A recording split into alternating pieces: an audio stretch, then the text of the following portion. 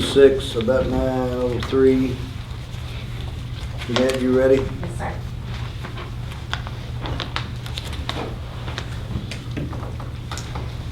Per KRS 61.8101B, deliberation of future acquisition or sale of real property by a public agency, and only when publicly would be likely to affect the value of a specific piece of property to be acquired for public use or sold by a public agency. We will go in executive session. I'll do that at the end of the meeting. I won't do that now. There will be no action taken. It's just an information process, actually. So we'll start out with the Pledge of Allegiance. Keith, you want to do that? Yes, sir. Pledge allegiance to the flag of the United States of America and to the republic for which it stands, one nation, under God, indivisible, with liberty and justice for all. You can remain standing, and Madison will lead us in prayer. Okay, I'm just going to do the Our Father. That's fine. So, Our Father, who art in heaven, Hallowed be thy name. Thy kingdom come, thy will be done, on earth as it is in heaven.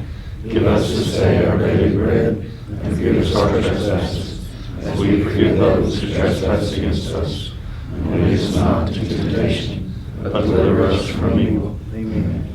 I want to introduce Madison real quick while she's here before she goes back. But we brought her in as a clerk to help Carol and Rhonda and do some clerical work and filing and answering the phone and all that. So if you hear the word Madison, that's me. that's her, and she's a very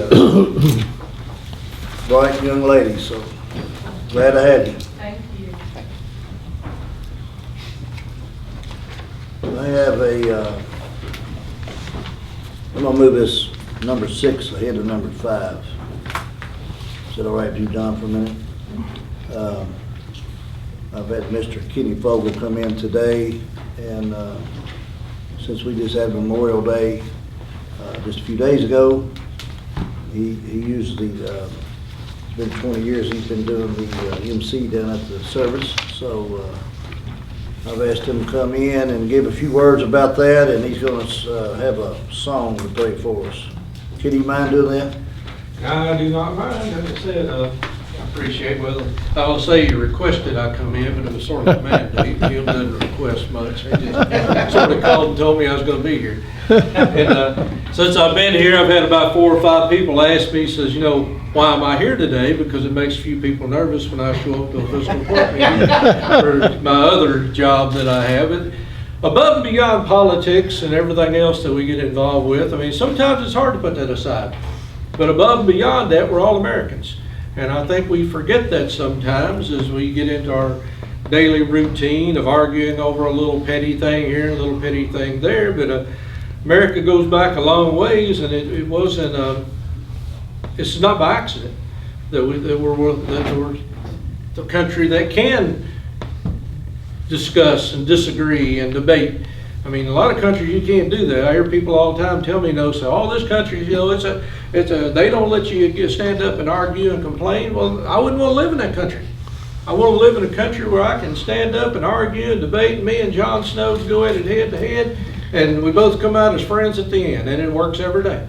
So every year, as Tim mentioned, we have a Memorial Day service out at the cemetery, and Chief Master Petty Officer, I got that right, didn't I, Frank? Master Chief Petty Officer. I never did get the Navy rank right. I was Air Force.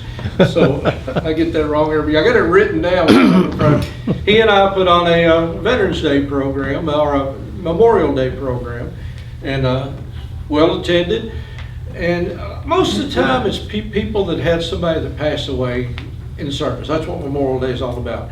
I always say there's 3 different days. The Armed Forces Day is for the people that wear the uniform today. And you got Veterans Day for people that used to wear the uniform, and Memorial Days for those that still wearing the uniform and never came home for some reason or another. It may not necessarily be in war. We had some pass away in a helicopter accident just a few weeks ago down at Fort Campbell. That's certainly falls within Memorial Day. We lose people all the time, whether it's a war situation or whether it's something else totally altogether. So Tim asked me, said, do you have that song Amazing Grace on your computer? And I do. That's one of the on my playlist. And he said, well, do you like me to play? I was going to play a whole bunch more on today, but he said, no, one will be fine. So I'll go ahead, and that'll be the closing for me. But again, that's what Memorial Day. I appreciate everybody's celebrating Memorial Day. It's I've heard it argued so many different ways. You can't say Happy Memorial Day. You're not supposed to sell a mattress or have a barbecue. You do anything you want to on Memorial Day, but the main thing is the reason we have those days where we can sell a mattress and do all these other things is for a lot of military armed forces people that just simply didn't come home, and we try to remember that. So if I can get this thing working right. And I don't want that song, I want this song. Just everybody stand, please.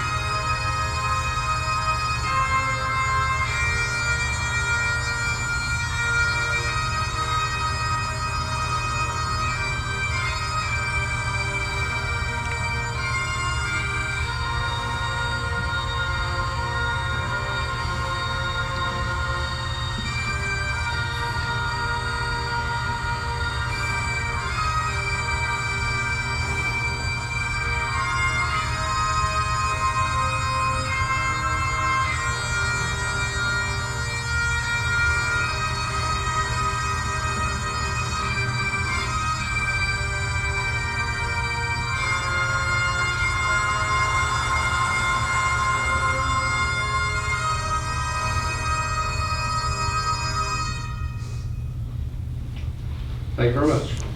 Thank you. Anybody here, I want to give Mr. Clover a certificate of appreciation from the fiscal court, and it's to honor him for his service to the country as a Command Chief Master Sergeant with the Kentucky Air National Guard, and for his 20 years of dedicated service as MC for the annual memorial celebration.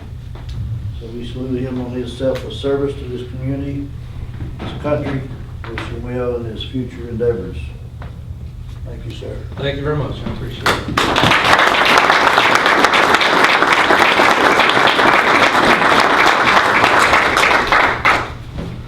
I'm going to head to my other job right now. Switch back. We have a on our community showcase side of it. We have a group here, gentlemen. So John, you want to take care of that? Sure. Give us some information. Yep, we've got somebody here from Net Recovery. I'll let him talk about the program, but we got introduced to this program during our magistrates conference this year. We thought it was a very worthwhile, I'm sorry, I didn't realize you had somebody. Oh, I did, I'm sorry, yeah. We thought maybe that it was a very worthwhile way to spend some of the opioid recovery money that we'll be getting in that settlement, and so we definitely want to explore that, and so they're here to give us some more information on that. Thank you, good morning. My name is Ryan Underwood. I am part of the Net Recovery team. I'm handling government and public relations for Net. To give you a little bit of background, Net is a non-pharmacological opioid abatement treatment device. Just put real simply, it's a device about the size of a cell phone, hooks up behind the ears just via tape. If you're familiar with like stem therapy, works the same way. The idea being that it stimulates parts of the brain that create, serotonin, dopamine, all the things your body stops creating when you become addicted to opioids or other substances. Net is requesting partnership and funds from local governments to work on a study, not just to study the efficacy of this device as we work towards FDA approval, which we're very close to, but also to study actual treatment and then post-treatment behavior. So we'll be looking at a number of metrics: housing, criminal recidivism, relapse, wages and employment, education, just to name a few. We are partnering with KY Stats, if you're familiar. Kentucky is very fortunate to have KY Stats. We have one of the best divisions of record keeping in the country. It's unparalleled. And we are also working with the University of Louisville in this research as well as Isaiah House. With me today is Rebecca Much. She is on staff with Net Recovery. Not only does she work for Net, she is also a former patient. She knows firsthand how this works. She has been through that. And I'm going to let Rebecca just tell a little bit of her story to give you some background. Hi, so my name is Rebecca, and I'm just going to tell you a little bit about my story. I started using heroin when I was 30 years old. Prior to this, I was on all accounts a productive member of society. I had a full-time job. I had my own place. I had never been in any trouble with the law at all. Once I started using heroin, I lost everything. I lost my home. I lost my job. I started finding myself in and out of jail. So I was homeless for about 6 years. In and out of rehab, I had tried all of the things. I had tried Suboxone, I had tried methadone, I had tried cold turkey, and nothing was working for me. The two biggest things that would always take me out would be, number one, the withdrawals, because you basically feel like you're dying. You're very, very, very sick. And then two, the really intense physical cravings. I came to Kentucky in November of 2021. Kentucky is the only place that had Net. My mom had told me about it, and I didn't believe her when she told me about it, honestly, because it claimed that it helped to take away most of the withdrawal symptoms and that it took away the physical cravings also. And I had never really heard of that. All I had heard of was medications that would basically just replace the opiates that you're already taking. And in my past, when I had tried to use those, I had basically that was just another way to get high, honestly. When I came out to Kentucky and I used the Net device, it was literally within 20 minutes, I started feeling better. When I went in, my back was killing me, my stomach was killing me. I was yelling at everybody because I was feeling awful, and I was just in really, really bad shape. And within about 20 minutes, I was able to sit up straight. My legs stopped shaking a million miles a minute. I was apologizing to everybody for yelling at them. And then by the next day, you could see it in my skin. My skin was not gray anymore. So it made a significant impact on me. I just celebrated 1.5 years sober last month, and my life has changed dramatically since using the device. And I think that it's just very important that we get some more tools in our toolbox. As of right now, really the only things that we have are methadone and Suboxone, and it's kind of proven in the past that isn't the most effective. It doesn't necessarily keep get people out of the addict mindset that they're in already when they're constantly taking something that's supposed to make them well. And there's also a lot of opportunity for overuse and addiction with those as well. So that's just a little bit my story. Again, NET is looking to partner with county governments to work with them and their settlement funds. We have a number of counties already committed, Bullitt, Meade, just for example, folks that are kind of in your area. Lexington, Fayette is very interested. The 3 northern Kentucky counties are working together, and that's Boone, Kent, and Campbell. They've kind of teamed up. They have not committed fully yet, but they're very interested in working with us on this. I will be frank, our ask of Nelson County is going to be $60,000 over 3 years, and that will give you all the opportunity to put. Say that one more time. Our ask is going to be $60,000 over 3 fiscal years. So, yeah, $20,000 a year. That will allow Nelson County, and we're very flexible on how we work with this. We've got something set up with Bullitt County, working with their county attorney and sheriff. But it will get you all 15 to 18 patients in. And the idea is the people that we want to see take part in this study are the people that your sheriff, jailer, your chief of police here in Bardstown, the hospitals and EMTs see way too often. Narcan on a regular basis, the ones that are cycling in and out of county jail constantly. We want this to be an option that you will present instead of just doing the same thing over and over and over again. But that is frankly what our ask is going to be. Well, we have a timeline. We will be starting treatment in October for those counties that have committed financially. We will be working with Isaiah House. They've got a number of facilities across the state. There's one not far from here in Chaplin, Kentucky. They're also getting ready to open a 92-bed facility in Louisville that we will be able to utilize as well. So if you all have any questions, we're more than happy to answer those. So the recipients, will they be volunteers? Will they be mandated, or a combination of the two? It will be voluntary. So our idea is that, again, it's, the people that your jailer sees way too much, to be able to present those folks with an option and say, here is something that we're doing. It is an option for you to go take part in. You don't have to, obviously. The unfortunate reality is that Kentucky, no matter where it is, from Pikeville to Paducah, has no shortage of addicts. So, What about the percentage, what's your success rate as of today? So we're going to be able to release some really concrete data here in about a month as we continue to work through full FDA approval. I'm going to give you a ballpark number, and I'm erring on the side of low, 75%. Now, again, I can get you more concrete data next month. I'm happy to present that to you once it becomes available to us. The FDA is pretty tricky, and they've got some very stout rules with what you can share and can't share until they tell you can share it. So, again, next month I'm happy to bring that to you to give you some concrete numbers, but just roughly. And once you get people in your program, do you do drug testing? Yes, that is part How of. often do you do it?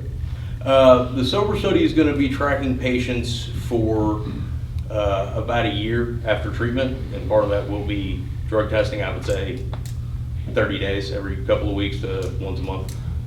So during treatment, you house them somewhere, and where's that? Isaiah House.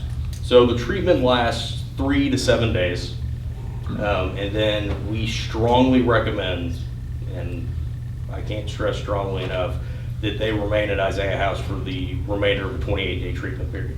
The reason for that is addiction, and Rebecca can speak to this too, isn't just a physical issue, it's a mental health issue.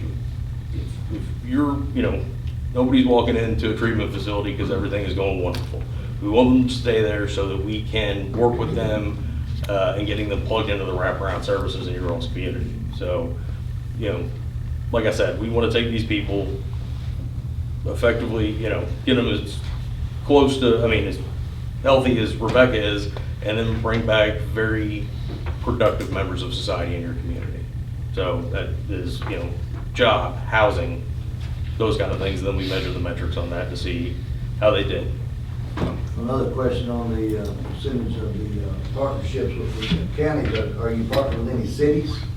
So because of the way the settlement is broken out, some cities aren't getting nearly as much. They are getting a little bit of money. The only two cities that are being directly paid substantial amounts of money are going to be Lexington and Louisville, because they are metro governments. We are in very serious talks with City of Louisville. We feel very confident about that partnership. And again, with Lexington, Mayor Gordon, their council and her staff are very confident about working with us. They'll be able to, I would say, by the time we get started, Lexington will be fully committed to this. What they have done is they put together their own opioid abatement advisory commission, just on a smaller scale. They've done a needs assessment, or they're doing a needs assessment, and then they are going to go through their own kind of grant procedure. But again, we've been talking to them for the last 9 months pretty regularly, giving status updates. So I think, Lexington's pretty committed. We're going to know something out of Louisville here in the next couple of months too. But yeah. Anybody else got any questions? Yeah, I got a question. The FDA, you said you was close to being approved. Mhm. What's close? Month? 6 I months? would say Q1 of 2024. End of this year, very beginning of next year. And we're going to be, like I said, a lot closer next month. We're getting some information back. We just concluded a study. It was a 100-patient double-blind study. We worked in conjunction with Wayne State University. They are reviewing that information right now. The FDA is. They've had a couple of questions, but it's the FDA. They always have questions. So once we get that signed off on, and we've had very productive conversations with them, like I said, we'll be able to give some more information, but we are very close to FDA approval. Well, when Rebecca went through treatment, what paid for your treatment, Rebecca? How did that come about? I actually got here right before the study that Ryan was just talking about started. And so they were able to, who paid for it? It was included in my treatment at the house. Yes.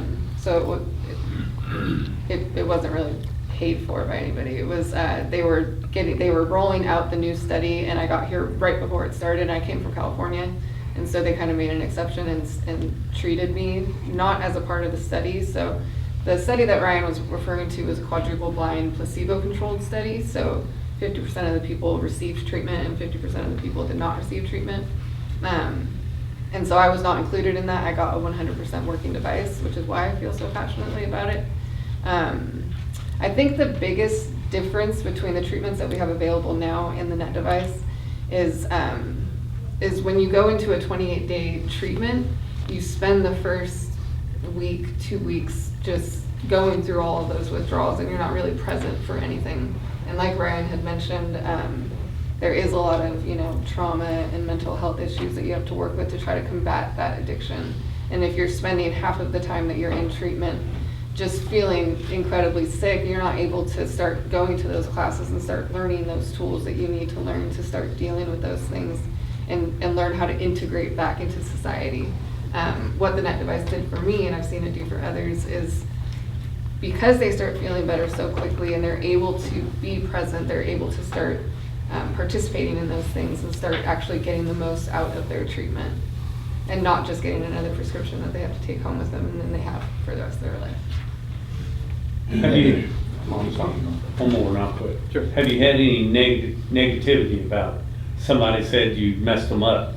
You hurt them, you messed their brain up? No, we have not gotten any feedback like that. Like all things, not everything is 100%. The failures that we have had are just people that it just didn't work for.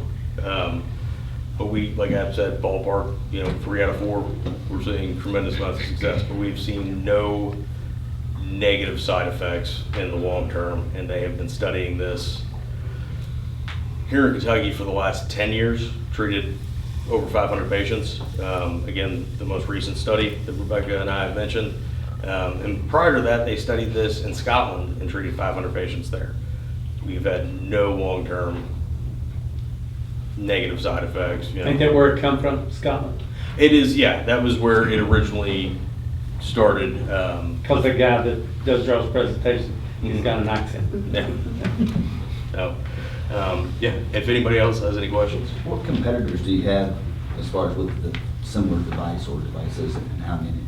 So there's nobody out there that has a device exactly like this. There are some other devices that have come before it. They're not nearly as effective. I think Rebecca might be familiar with some of those, but what this does, which is effectively eliminates withdrawals and physical cravings, it's the only thing in the world like it. We have the only one. As far as our competition, it's us against the pharmaceutical industry. Well, that's what I was asking, Yeah. besides the pharmaceutical Oh, yeah. pills, is there any other company that makes something similar? Not exact, because I know you're working on that, the FDA, and it can't be exact. Yeah. What are those companies and what devices? How do they compare or There differ? is one that is somewhat comparable. It's called the Bridge. And it also it's attached to, I believe it's attached to the ear lobes.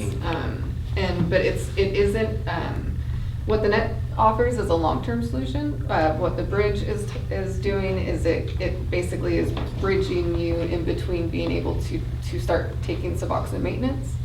Because you have to wait, they tried to say wait 48 hours between the last time that you used opiates to when you first take Suboxone, otherwise it'll put you into precipitated withdrawals, which is really awful. And so the Bridge device gets you through that 48 hours to get over to that Suboxone point. But really that's the only one that I'm aware of as far as something that's similar in device, but like Ryan said, it doesn't operate in the same exact way. Yeah. Well, thank y'all very much. That's very educational. Thank you.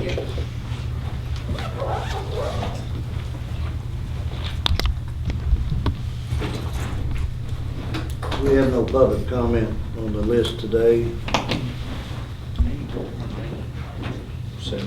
Number 8, there's no public comment. Let's,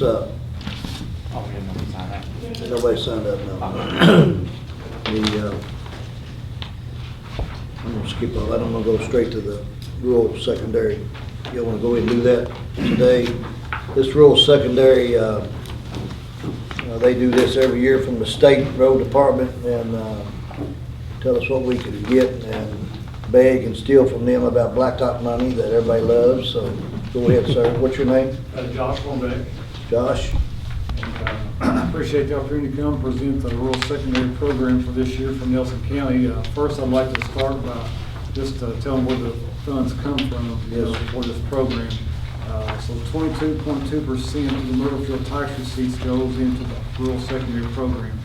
And then these funds are allocated to all 120 counties based on the 5-point formula. So 1/5 is distributed equally amongst all counties. 1/5 is based on the rural population. 1/5 is based on the road miles, and then 2/5 is based on the land area. And once the county is transferred once money is allocated to a county, it's not transferred to another. So, Let me answer that last one, that 2/5, I've been through it before, that based on land area, what's that mean?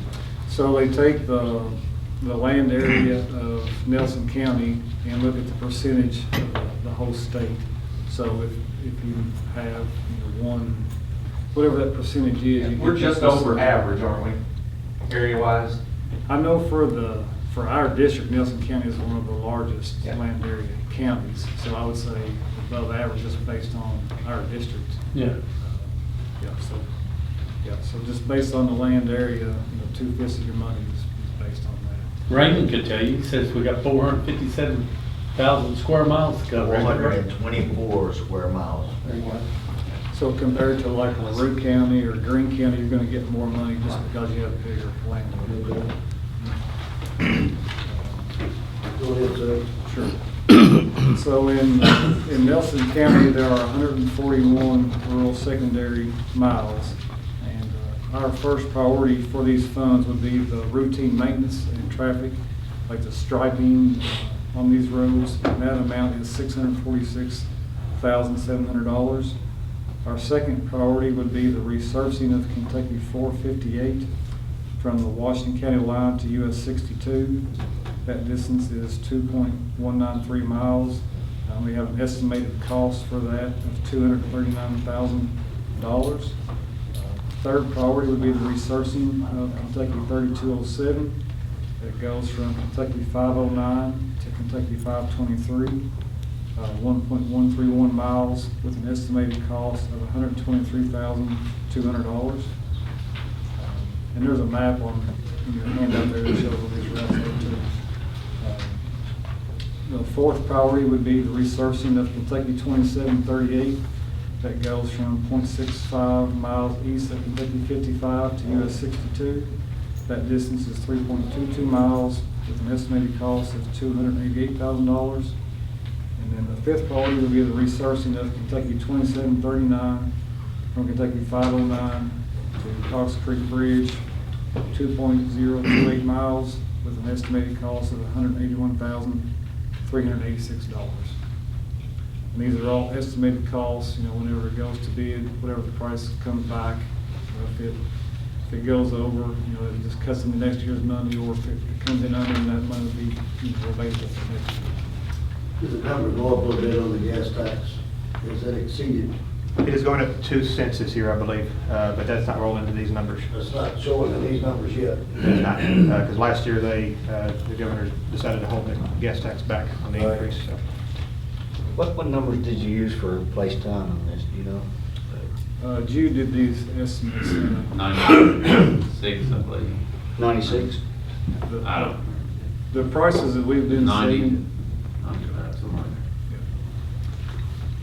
the prices that we've been seeing, they're going up, and the funds aren't going up much. And so we're looking at 25 years plus, to get back to, if everything stays the same, it'll take 25 years once you resurface the road to get back to it. And that's 25 years. That's way more than it's been in the past. So unless the funding goes up or the prices go down, something's gonna have to change. The roads are gonna get in really bad shape, doesn't have to wait that long till we pave them. So. What do y'all got these? Inch and a half? Inch. They use 1 inch. Plus what? Look at my Brad. Plus what? Plus 30% leveling weight. Okay. You catch all that, Brad? I did. 1 inch. 30% what? No, 1 inch plus 30%. If you got a wedge, depends on how bad the road is. If it's rutted up or you got some places that's, Yeah, I could have base wouldn't, failures. I wouldn't estimate one just to. But you have these alligator cracks, y'all go in and fill them first? Well, sometimes we might have, if it's bad enough, we might have to dig it out, put some base in there before we surface over. Yeah, it's pumping, I guess, but, No, we do not do sealing on RS routes. It looks like to me it's about $95,000 a month. Is that a close average? We're seeing 130 in some of our I think cases. it's all over 100, I think. Those routes vary quite a bit in width. Some of them are basically No, 1 lane right. wide, some are full Right. 2 lanes, so it changes quite a bit. Some of them require the white line, some of them don't, Yeah. depending on the width, yeah. Well, you need to add about 4 or 5 to mine that. I just want you to know, whenever you see a road that's falling apart, you wonder why we're not resurfacing. I mean, we look at all the roads, try to do the worst ones, but they're gonna get in bad, worse shape than they've been in the past. But the RS system is roughly half of what the state maintains in our 11 counties. So we've got 3,000 miles of road, and roughly half of that is RS system that these funds go towards. So it's a very large system to maintain with a very small pot of money. What kind of feedback are you all getting on the strip paving that you're doing on some of these roads? I haven't heard of it. Not very. Yeah, I get a lot of people call that are not very happy with it. Yeah, well, It's they got either a that or- better idea, I'm all ears. Back to that same thing, you're trying to, Yeah. you're just trying to do. Best you can with what you got. Nothing. It's tough. No, it's not ideal. No. anybody have any more questions? We need to accept this as a motion. We do this as a motion. Chip, Robin? I'm not sure what it is, so. What do you mean not sure? We're required to present, but we're not required to have anything that says you accept it. But Okay. if you choose to do that, that's fine. So. Timmy, why don't you do it as a matter of record? I'd rather do it as a matter of record, accept this, and I'd rather get a motion on it. All right, I'll make the motion, we accept it. I second. Motion from Snow and second by Lear. And they should. Any more discussion? I'd rather have two. All in favor? Aye. Opposed? Motion passed. Anything else on you, sir? Can you give us an update on, while you're here, on the proposed 245, 150, and you got the roundabout coming up here within a week or two? Correct. And the inner bypass? And you might give us an update while you're here? Yeah. Anything you want me to start with, or just run through the list? You just go down the list, Okay, please. so Kentucky 245 from Claremont back into the hospital there. We are working on that project currently. We're getting some plans together. Should have a public meeting sometime this summer on that to present the alternatives we're looking at. Those are all be widening the existing roadway, and that's nothing, no new alignment through any of that. So, but that's where we're at with that project. The inner bypass from just before the airport there out to 245. We're currently buying a right-of-way on it, working with utility companies. Our plan is to let that to construction over this coming winter and hopefully start construction in 2024. Those dollars are in the highway plan for that construction phase. So, what was the next project you asked about? The one that's right behind you. This one here. We are also buying right away on this project as well. We're pretty early in that process, still doing a lot of appraisals. It'll be another year and a half at least before we have the right-of-way acquisition wrapped up. Working with utilities on that as well. The big unknown on that is construction funding. That's knocking on a $50 million project. So to get all that in the highway plan in a budget is a big ask. So that'll be the big decision maker on that as far as when it gets out the door. But we'll be ready for construction in 2 or 3 years if the money is available. So one question I would have: are you all communicating that with the property owners? Because you know that there's some people that's going to have to leave their home, and I don't know if they actually have a strict timeline. So our right-of-way staff is aware of that schedule. They're communicating that in general. Now, when we do make an offer to somebody that has to relocate, there is a tighter timeline on that. They don't necessarily get to stay for 2 or 3 years until the road is built. But that is all explained to them by our right-of-way folks when they come out and make the offer and walk through all that stuff. And the roundabout center. So the roundabout, it was let to construction in May. And Global Paving got it. Global Paving, it was awarded. They are going to start work on that I've seen them measure in the next 2 weeks here. July 1st is actually what they sent us this morning, is what they're planning on. July 1st is the tentative date for closing. Roundabout. They're looking to be starting out there. So in front of St. Joe's Cathedral, there at the main intersection of 31 and 62 is where the roundabout will be. That has been in development for some time. Finally got out the door this spring. Unfortunately, that will require a closure of 31E going down towards, at least at the intersection there. It won't be closed all the way to the parkway, but there will be a 30-day period starting right now, tentatively July 1st until August 1st. That 31E will be closed there to do that work. Because of the big dip there in the road, they have to bring that up to make everything work better there. So there's not really any good way to do that under traffic, so we will have to close that for 30 days. We specifically made that during the summer to avoid school, since there's 2 schools in the area there. But we're working through, we'll have a meeting with them this Thursday, tomorrow, pre-construction with Global Paving tomorrow to work through details. Once we can do that, we'll put out some information on the exact detour routes and schedule and everything else. So, What are they saying on completion? It's set up right now with a completion date next year. Because of the traffic impacts in the summer, they'll likely get through a certain phase where it can be similar to what it is today, just shift it over a little bit through the winter, and then next spring, next summer, they'll pick up and finish the rest of the work. But again, that's something we're still tentative with them, waiting on the full schedule, and that could change if they get moving a little bit faster. They could accelerate, but it very well could be next year before it's completely finished. But our intent is after August 1st to get it back to a relatively normal traffic configuration so that it's not a major inconvenience through the winter. So are you all the ones that chose the roundabout, the state? There are multiple entities involved in that decision. So what is the success rate of that? Because what I'm hearing. Roundabouts in general? Yeah. So roundabouts in general. That's why I want to get an update on that. Yeah. So roundabouts in general are being used all over the country. Kentucky is still fairly new to them. We are 47th, I believe, in the country as far as number of roundabouts per population. but they are being used all over the country with great success. In general, a roundabout has much better traffic flow and has 70 to 80% less accidents than a standard intersection with a stop sign or a signal. So we have quite a few of them in E-Town at this point. There's one in Rineyville that's been there for almost 15 years now, and it's been a great success. Very, very few accidents at it. We've got another 10 that are currently under construction or recently opened in Elizabethtown. There's this one. We've got 3 in Springfield we're looking at. We've got 2 in Marion County, in Lebanon, one in Litchfield. So we've got quite a few of them that are being looked at just in our 11 counties.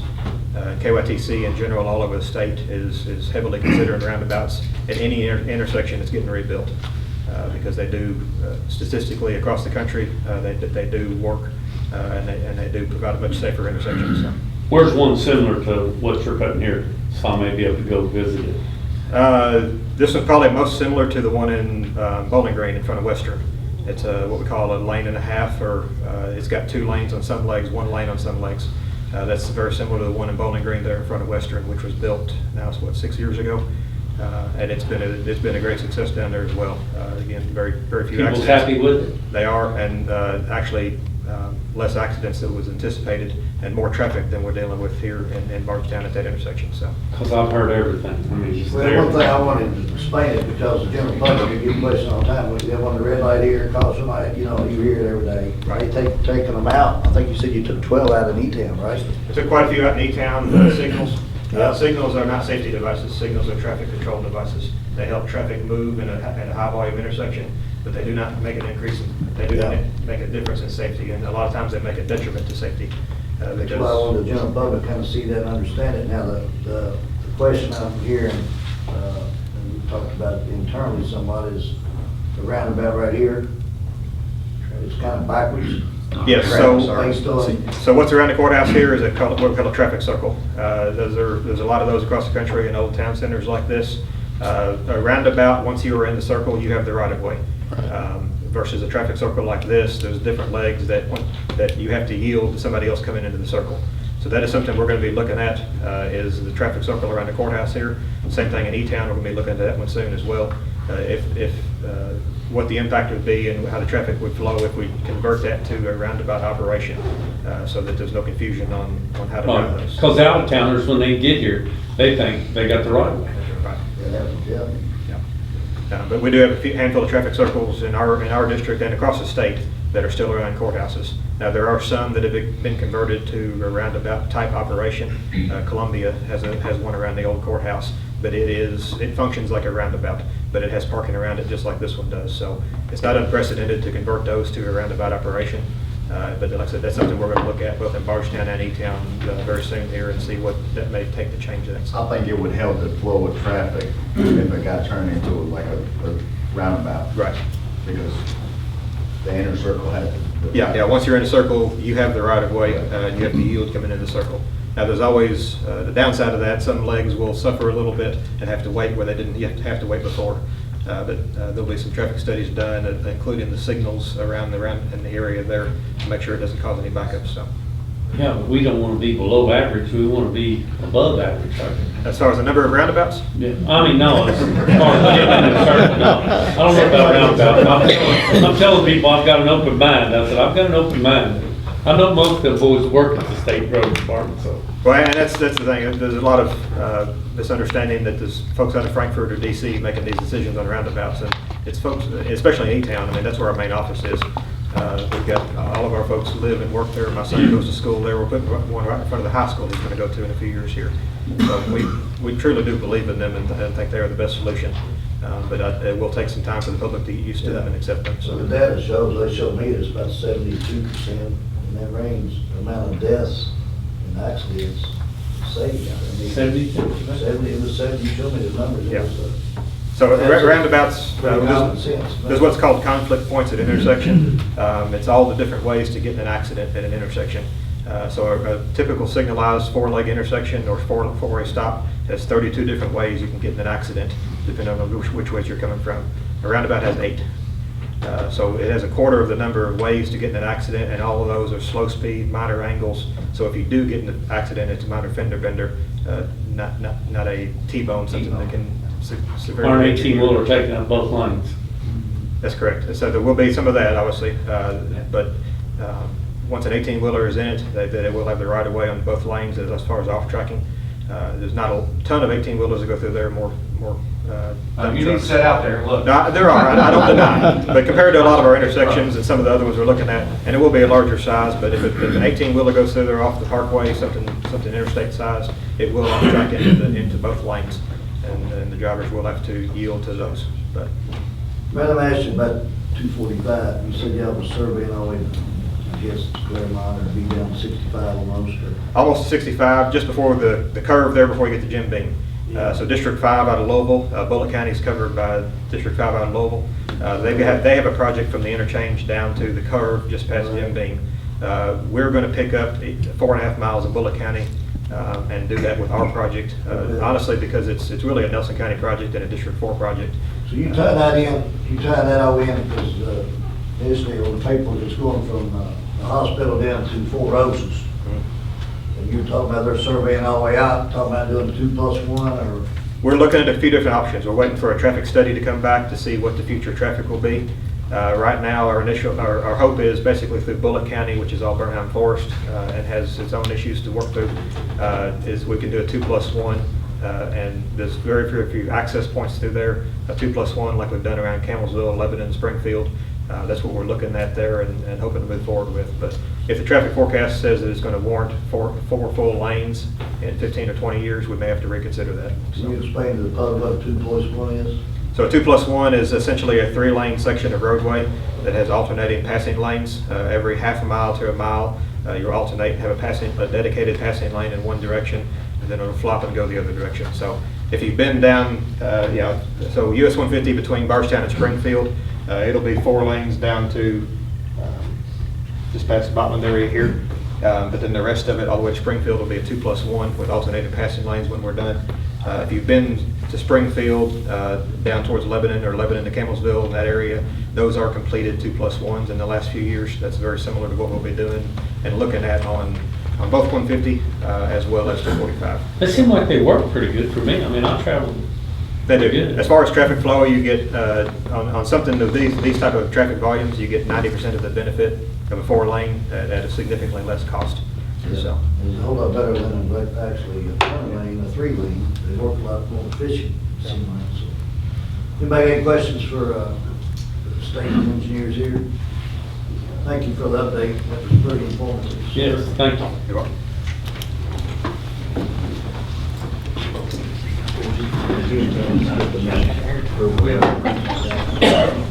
I'll try to come a little more often.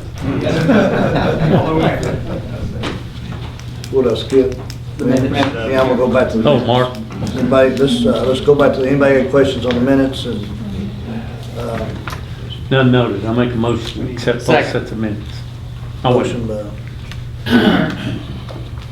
Keith, second by MT. No, Adam. That's empty. That's for both, right? Both sets of Both minutes. sets of minutes, okay? You got 2 minutes, you got one on May the 11th, May the 16th. And any more discussion? All in favor? Aye. Opposed? Okay.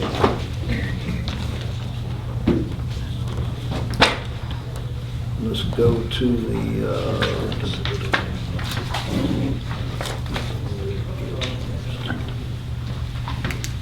let's go to the insurance, the general liability and workers' comp is through KCO. You got anybody here for them? Yeah, yes, sir, I'm sorry. You want to come up? Sure. This is the general liability workers' comp renewal. Now, we did add, Rhonda, where's Rhonda at? We upgraded a lot of our buildings and some additional, because we were under, I think we were underrated on our cost about it, so this increase, you want to talk about it, sir? Sure, thank you. And first of all, I want to thank Ms. Rhonda and Ms. Carroll too for all the work that they've put in to get us to this point every year. It's a heck of a lot to keep up with the schedules, the changes, the budgets, all the things that we need for our program. So I especially want to thank you guys. I think,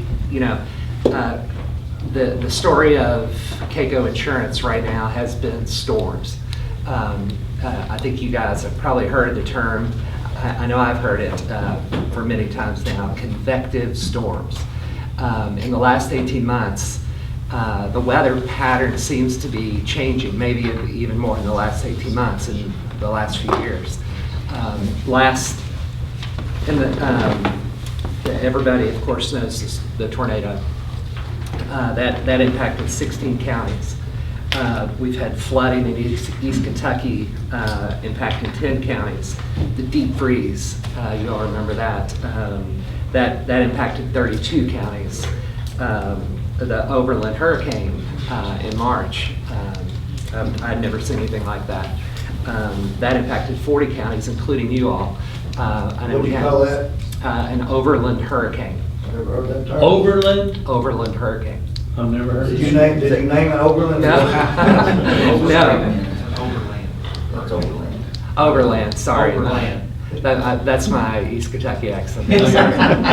But Like Tim, I've never heard of that. but in essence, what that amounted to is that Keiko's paid on those about $50 million worth of property claims in the last 18 months.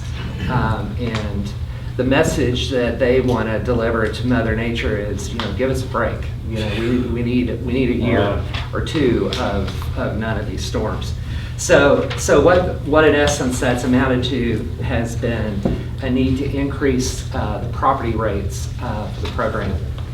Everyone collectively has seen about a 10 to 20% change in the premium this year for property liability and work comp. You guys are right in the middle of that at 15. The judge mentioned one of the reasons that you all are a little higher than the 10, and then that is we put some real effort and work into getting our values correct across the county's property program. We've gone from last year, I think we had let's just call it 24 million in values in the program. We absorbed another policy that you all had placed years ago, and we established some minimum square footage costs that basically we've gone from 24 million to 57 million. Doubled. Plus. And I think one of the things that Keiko provides you guys with is one of the many services is an appraisal. So either this fall or next spring, you guys will be getting a replacement cost appraisal and at no charge. And I suspect that those values are going to go up again. It's been our experience that, and you all know all the reasons. I mean, just like they're talking about, $100,000 a mile of construction. Construction costs are up. The boys are telling me from the claims team that there's not a property being built anywhere that's under $100 a square foot, no matter what it is. House, commercial, whatever.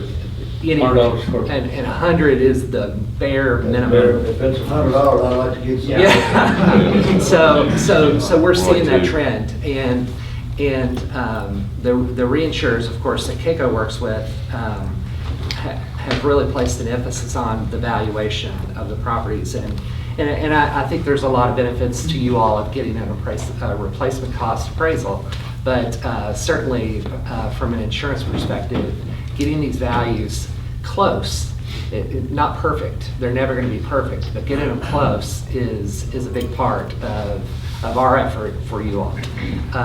And ultimately, the strength of this program is built on everybody carrying the water for each other. All those incidents I talked about, they didn't all impact you all, but collectively, when you all are together in this program, you're helping carry the water for others, because one day they'll be carrying it here. How many counties do you have? We have 115 of the 120. Is that right? 2 aren't eligible, of course, with Jefferson and Fayette. What about the other 3? So the other 3, there's various reasons that we don't, but we're trying like hell to have all. Any questions for? Is Joe Greathouse gonna get a raise out of this? No, I think Joe Greathouse is first in line. Yeah. He's a good guy, he's a good guy. He's a fantastic guy. Have any questions, anybody? Then we got this. What are the other three, just for curiosity? Muhlenberg, and we're in the process of working on that now. They're on an off period. They're not on a July 1. And Laurel and Pike. That's three very odd counties I would not have picked. I would have thought Boone, Kenton, Campbell or something. I mean, Northern. So we have, Well, that's Cincinnati. we don't have all of Kenton. Kenton has a kind of a self-insured plan on the liability side, but we do their property. And then we get reimbursed 13,000. I was going. For the Justice Center. Justice Any Center. property, any insurance we pay on behalf of the Yeah. Justice Center, Justice Center. AOC. For the AOC. You'll see that on the news. Anybody got any questions? Now, do we need to have a motion to accept this? Sure we have to? Well, I might. Also make that motion. Motion by Keith, Second. second by John. Any more questions? All in favor? Opposed? Motion carries. Thank you, John. Thank you, sir. Thank you, Mr. Brown.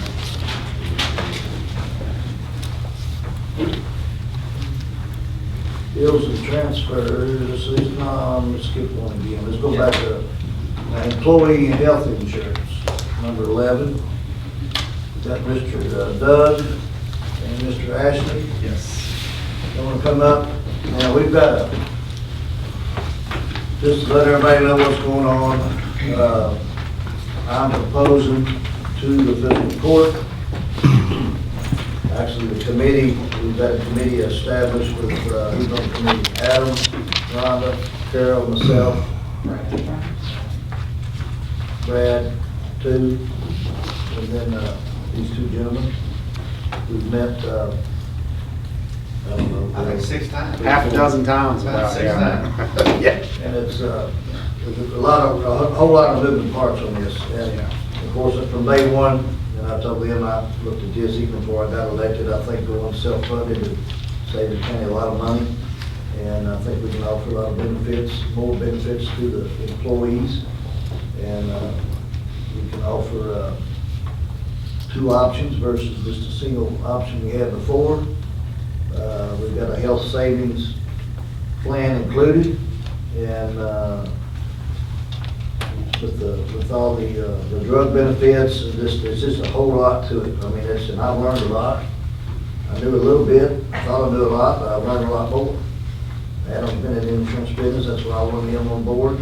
Brad's worked for the state a lot, so there's just a whole lot to it. I think, my opinion, actually, they can share this, is there's not gonna be any possibility that we could have a disaster, but we've got umbrellas over top of umbrellas over top of umbrellas, make sure that we're, as a county, taxpayers, we're secure. And of course, we're gonna bring on the dispatch will be under this umbrella this coming year also. Is anybody else coming on board, the dispatch center? No, that's it. That'll be the new ones. How many employees is that? 14 employees there. So I'm gonna turn it over to these two gentlemen. Rhonda, you wanna talk about anything before we get started? Carol? I don't think so. You don't get up and preach or nothing? Carol, you like preaching? Go ahead, sir. All right, thank you, Judge. So yeah, so currently the health insurance, it's full insured through Anthem, and we were looking at about a 15% increase on those premiums. The county spends right now, it's about $2.2 million on this healthcare alone. Everybody asks me every day, why is healthcare so expensive? It's just, the end result of that. So there again, that was going, 2.2 is going to 2.5. We started some conversations, it's been probably at least 2 months ago, on what are some alternatives that larger employers are doing, and we can kind of help, hopefully rein in costs, not only this year, but really on a go-forward basis. So You know, the biggest thing that Doug and I saw was the pharmacy utilization for the county plan. It's substantially higher than a lot of other entities that we work with. So we put some measures in place to hopefully get that some cost containment in there for the prescription, which is going to drive down basically the overall cost of it. So Judge mentioned, you know, we are recommending, our recommendation would be to transition from Anthem fully insured plan to a self-insured program. You know, we'll have all the specific reinsurance in place. We'll have aggregate reinsurance in place and we're going to fund, our ideal is, a recommendation is to fund at the maximum cost or maximum cost for the program. So basically any savings, you know, goes back directly to the county, whereas right now, if you're funding, you have a fixed cost that's going to Anthem every month, every year. If you guys have really, really good claims, you don't get any of that back.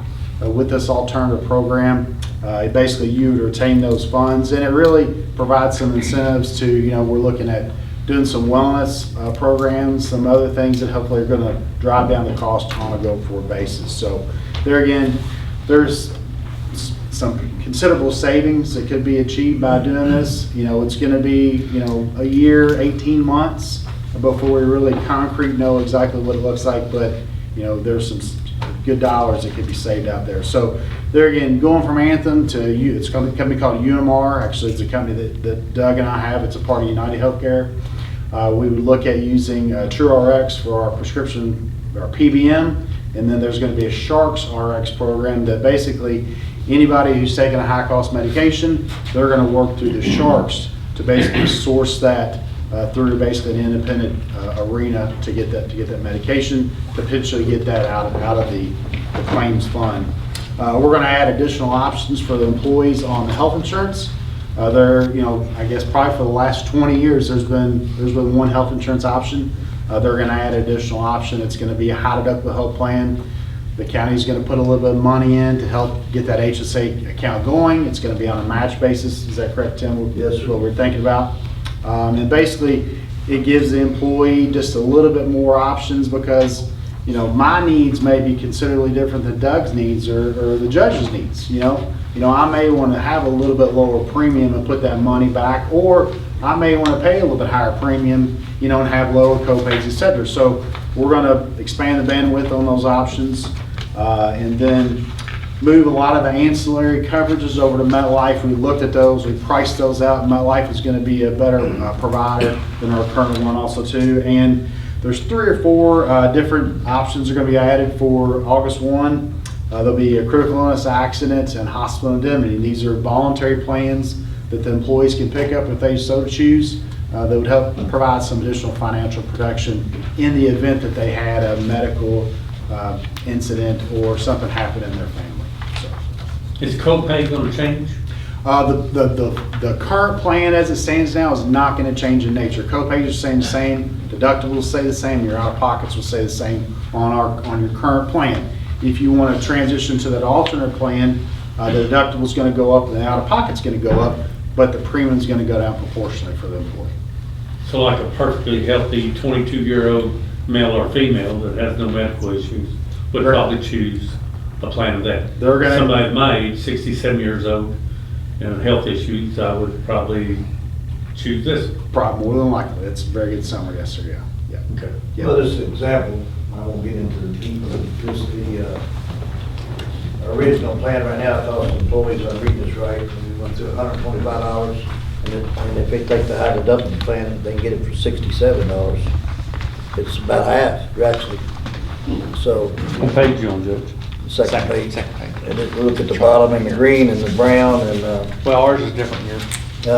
ours, We've got a color, yours is colored up different. well, it's different color, but anyway, it's got $125, that's what they're currently paying today, correct? Here versus here. Yes. Y'all correct me if I'm wrong, I'm stating some of this. Yeah. And then if they, 125.84 is what. and they'll be paying $67 per employee based on the same formula that if they decide to take a higher deductible.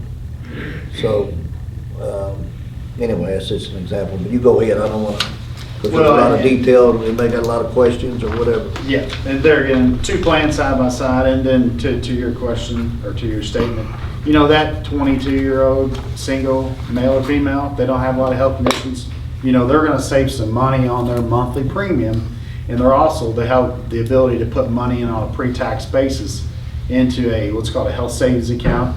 It's a medical IRA, if you will. Basically, goes in pre-tax as long as it's used for medical expenses. There's no tax implications for it, and it grows tax deferred really on a forever basis, if you will. I mean, I personally have been on a high health plan since I was probably 28 to 30, and I've been able to put enough money in there to fund my deductible, fund my out-of-pocket. So if something happens, I know I've got those money sitting there, to fund that deal. Does the money grow? Do you get any interest off of it? Money grows. We're looking at a couple different vendors. There'll be some interest, and also there's going to be potentially they can put them into some investments, some low risk investments. They can choose a local bank to do that HSA if they want to, is that correct? We can choose a local bank, yes sir, yeah. So did I catch it right that the health savings account will be matched by the fiscal court? We're looking at, yes. Up to what? Up to $500 on the single and $1,000 on all other coverage tiers. So I can put in 1,000, fiscal court can put in 1,000? Yes, sir, yeah. If you're taking any coverage other than single coverage, yeah. And does that go year over year? It doesn't have to be spent in that fiscal year? It doesn't have to be spent, yeah. And one question that came up is, the minute that those dollars hit the employee's bank account, I mean, it's their money. If they leave or whatever, that money is theirs to do with what they choose. So, I mentioned too that every employee is gonna be met with and have the entire program explained to them, correct? Yeah, a little bit different kind of approach this year. So in years past, we've had some group meetings, very optional. This year, we're gonna our team, we're gonna have 3 folks on site for 3 days. Every county employee and spouse has the opportunity to come in and sit down with the benefit counselor. And these folks have about 20 years of experience, most of them. And they're gonna go, they'll spend 10 minutes with them or 30 minutes with them, however long they feel is necessary to answer the questions that they need to get answered for them to make a good decision on their health care, their dental insurance, their vision insurance. So there again, I think the feedback you're going to receive from your employees, your team members, and supervisors is going to be very positive after our open enrollment this year. And that's one of the things we want to, when we get into the budget, we talked about before, we're trying to give employees raises, and so we can retain and recruit, and this is another option. And we look at these little savings accounts, and more options on that, saves the county a lot of money on the insurance premium side of it, so, and we take care of employees, so hopefully from here forward that we'll be competitive, or even more competitive than competition in the private sector and so on, so we can, and everybody, we've talked about this ever since I've been here about emergency services and the sheriffs and everybody else employee-wise, trying to keep employees and being competitive, so go ahead, sir. Well, just real lastly, we did look at the disability programs. You guys are going to upgrade the disability program. That weekly benefit was capped at $200 a week, so if somebody was off work due to an off-the-job illness or accident, there was an insurance program in place, but it capped at $200. It's going to be raised at $500, and the county is going to offer a long-term disability, which you guys haven't offered really, to my knowledge, for the past 20 years. So all full-time employees, they're going to have a long-term disability benefit. And basically what that means is if they get hurt off the job and can't come into work, they're going to have a benefit until they, up until age 65. So there again, behind health insurance, in my mind, this is my 25th year in insurance. Disability insurance is a great second line of defense, for you. So there again, that's something new that you're adding. There again, it hopefully will lead to attract and retain, the folks that you have. Can you talk about the 1212 versus 1215? Yes. So on your 1212 contract, those are basically, incurred and also actually paid. So if you go on a 1215 contract, you're going to have 3 additional months of paid run out basically with that. So I don't understand how that benefits. Because it says you recommend the 1215, so I'm trying to figure out. Well, we're gonna recommend the 1212, and we're gonna fund at the 1215 level, basically. Yeah. So in the first year of going self-funded, you're going to have about 9 months of mature claims that you pay. First couple of months, there's not a whole lot of claim activity that you're paying for. Folks have gone to the doctor, but the TPA has not processed those Hasn't billed out claims. yet. Yep. How does the process work for the employee? You you'll have a regular insurance card, all health providers will accept it? Yeah, we're going to use UMR, which is UHC's nationwide choice care network. They're going to have two cards. They'll have a medical card and they'll have an RX card. No different. Your employees, it'll be seamless to them. They won't see any difference whether you're full insured or you're self-insured. And most providers, you know, in the past, I know it scares people when they're changing because they're afraid their doctor's not gonna accept the insurance, whether that's health, vision, dental.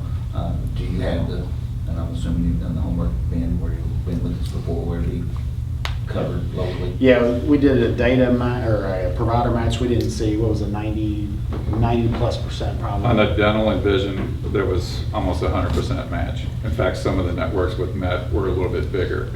UHC is the largest PPO network in the country, so there's going to be no issues with people having access to doctors either locally or nationally.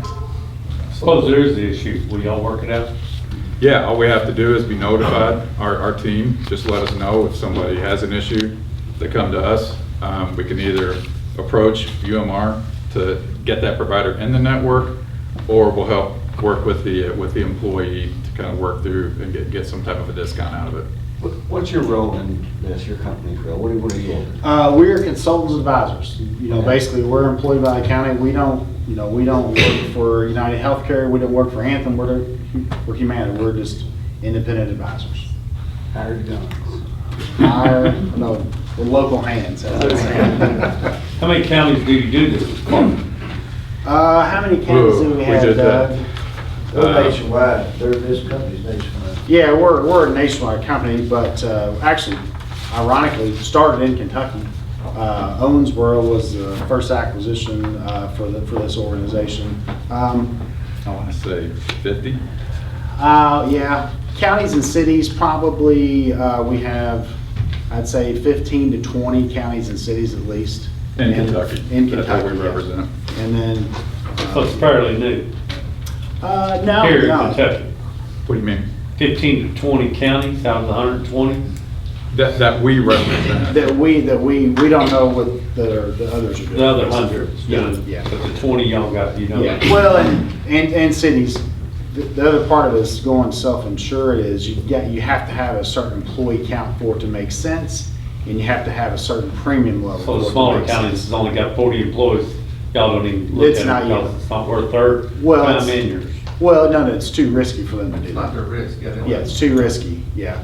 Yeah, I'd say probably of the 120 counties, I mean, probably only half-ish probably, or even would consider it and have, 100 to count. That's where we look at, the employee count as far as looking at a self-insured program. What'd you say, 100? 100? About 100, yeah. They used to say you need to be close to, actually, one family used about 200 numbers. Yeah, What you're saying is the cost and everything, so that's why it may not have been beneficial years ago, but. Yeah. Tim, can I ask a couple questions? Yes, real sir. quick? Anybody out in the public, not in the public, but anybody that works for the county, can ask any questions. One quick thing, you talk about the True RX. Mm-hmm. For some reason, since I started working for a county now, I take blood pressure medicine. Like I get it from Kroger's. Yeah. What happens then? I'm going to get that question a lot from employees. Yeah, you can use all your local pharmacies. If it's a high cost medication, which is going to be $250 or higher, you're going to work through True RX to get that medication dispensed. Totally understand that. Yep. In the past, I know for employees that did not take our insurance, there was this health savings account that they were giving. Health reimbursement, yeah. Right, HR. So how's that going to be handled? Then there's no change to that. Okay. Yeah. $1,000 card or something. Was it 1,000 or 1,500? I just wanted that, I thought that was the case, Tim, I wanted to clarify. And so if you've got an employee who puts 1,000 in for a family coverage, it's matched at 1,000. In 3 years, they've got, 6,000 sitting there, they didn't use any of it, he quits the county, leaves, that 6,000 his money he can take with him. 6,000 is his dollars, yes, sir, yeah. But it stays in that account. It stays in that account. It's his. Account portable goes with it. Yeah. It's a separate bank account. Yeah. And to Ashley's point earlier, the more money you put in that, the more it grows. When you turn 65, you can do whatever you want. It's just like an IRA. Yeah. So you can't use the money for anything if they quit, they still have to use it Until for they're health. the age. Till I the age mean, of 65. if they wanted to take it out, and they were under 55 or 59 and a half, they pay taxes. They pay ordinary Yeah. income taxes on it and a 10% excess penalty on it. So, Ashley, will you go over the reinsurance component, please? Yeah, I wanted to address Yeah. the gentleman's comment. Our job is to make sure that we are more or less managing the county's risk. So we went out and vetted insurance companies, and basically the protection that we want to put in is on an individual basis. So you pay a premium for covering any claim above a certain deductible. So let's say that deductible is $100,000. So if you have a $500,000 claim, the county is responsible for paying it, but the county's risk only goes to $100,000. The insurance company pays the amount above, or reimburses the county. The other form of protection that you would want, which we have in place, or will put in place, is called aggregate. So it protects the county's overall risk for the sum of everybody's claims. So both of those types of insurance policies would be in So place. it's insurance on insurance. More or less, Kinda. yeah. Yep. Country boy is the way of saying. Hedging your bet, Keith. yeah, once, if you're over 1,000 employees, you don't buy that, what's called aggregate coverage, but at your level, you have to. We would advise not to. Yeah. So. All right, Judge, what do you want? You want a motion on this? I want any more questions first, make sure that's clear. I know Don Greenwell's got some questions. When would this start? Is August like regular coverage, open enrollment August? Yes, sir, yeah. August 1, we'll send out more information on the open enrollment procedures. That's going to be the week of June 19th. But I'll get some information out this afternoon to the department head, so you can get those to your employees. And I'm assuming, Ron, you'll give us like the sheet we always got on the coverages, deductibles and whatnot. Yes, we will have that. I don't know if we'll have that full booklet I don't in hand, but The the coverage. coverages, Yeah. yeah, I have that in. Now, we could potentially save in, I don't know if I should say this or not, but I am. We could potentially save, according to our numbers here, up around $900-something a year. Now, our projected was about $500,000, is what we're kind of estimating. First year, yeah. That's what we're thinking. It'll have, we'll be 3 months in mature, Yeah. so you gotta keep that in mind, so. So, if we had a lot of major claims and a bad year and all that, if I'm reading this right, 184,000, we would still save. Still 185 would be good, yeah. Yeah. Versus So- the numbers over staying on it and being insured. So we would, no way, shape, or form would be still saving close to $200,000 a year if we have just a bunch of sick people. Terrible year, yeah. Terrible. Yeah, if you We had could save this. you had a complete train wreck year, Yeah, and everybody got sick. and then, You're still better off capped out with the reinsurance that we were just talking about. You're capped out lower than where Anthem wanted to take your premium for this next upcoming year. What about you two ladies? Y'all studied it? Y'all are people that all the employees are gonna come to and give you the phone call. Y'all like it? the dental and the vision, I think the whole package, now there is, like I say, See any change. The employees won't even. they probably won't know most of it. Sounds like a little more work maybe on your all's part to do the RRA thing he's talking about, because you don't have that now, so it's gonna be a little more work. Health savings side of it. Yeah, health savings, yeah. But they've got a team, you could explain to them, you've got another SWAT team internally, that's what I call it. Yeah, we have a team of about 4 or 5 folks that all they do, all day, every day, from 8:30 in the morning till 5 is field questions from our clients.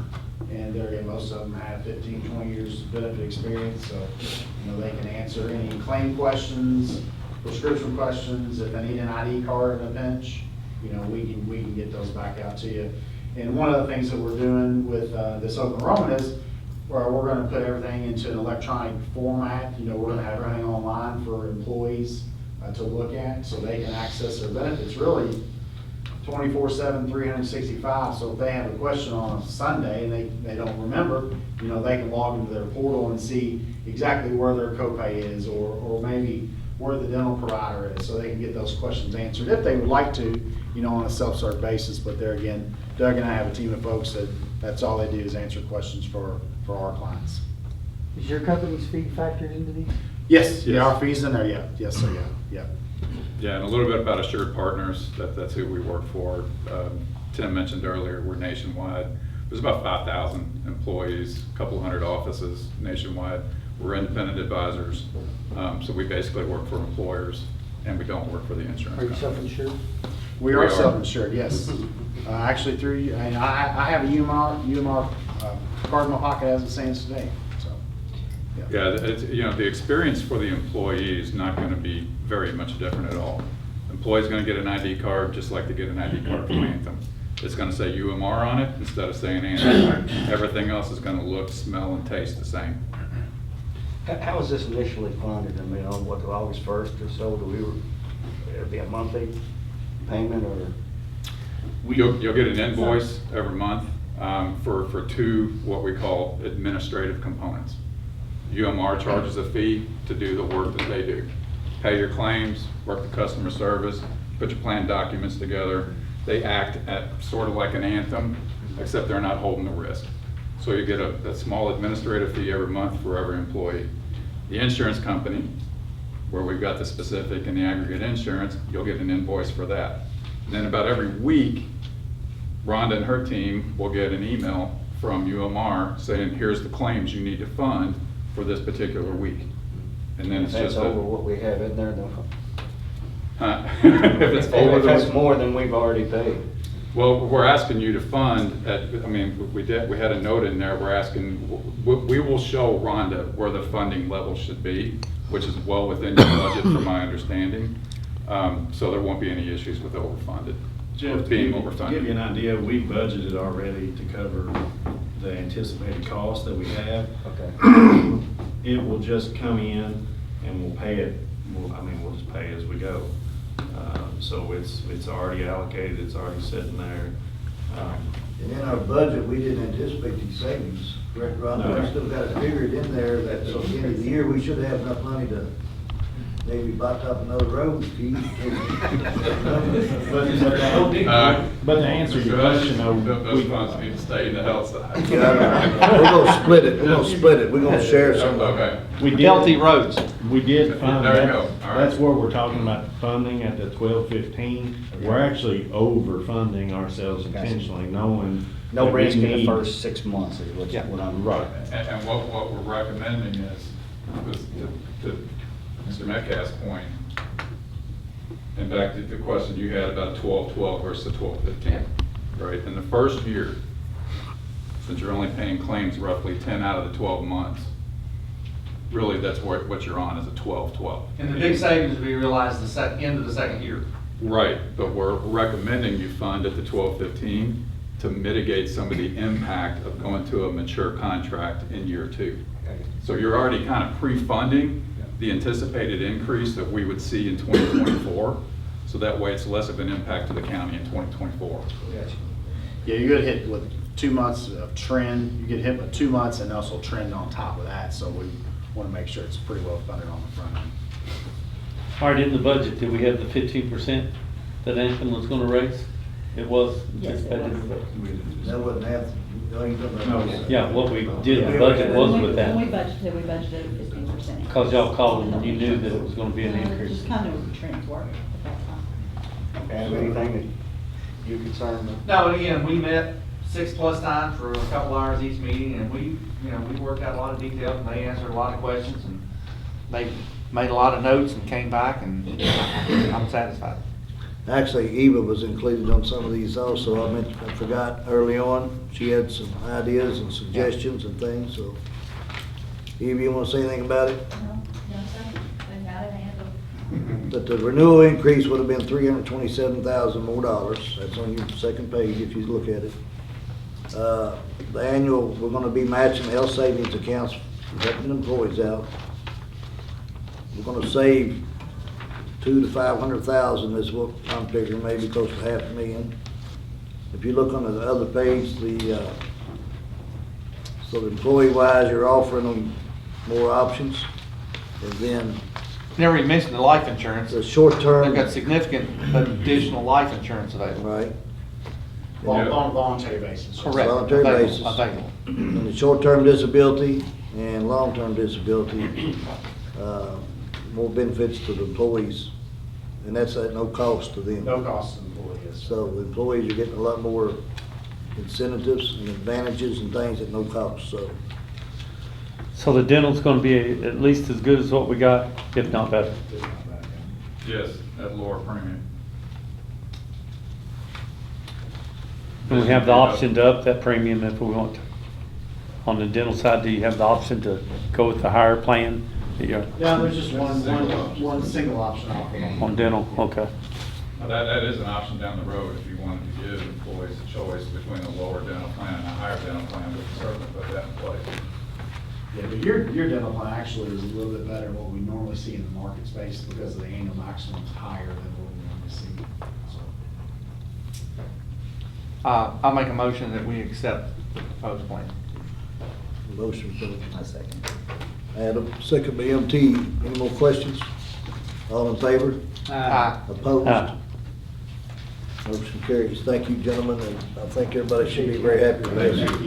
Now, we'll get it, Ron, you want to say when we're going to set up getting the employees started as far as meetings? I'll get information out this afternoon, tomorrow, to the department heads for the open enrollment. We'll take it from there. All right. Thank y'all very much. That's a lot of time, and thank you everybody on that committee, because it was Rhonda and Carol and Eva and Adam, and a lot of hours spent on that package. Bills and transfers. Next, anybody got any questions on that for Rhonda? Mainly for Jeanette, the 20,000 on election supplies, was that part of the equipment or was that contracts? That's just contracts, that's supplies. And, That was the balance.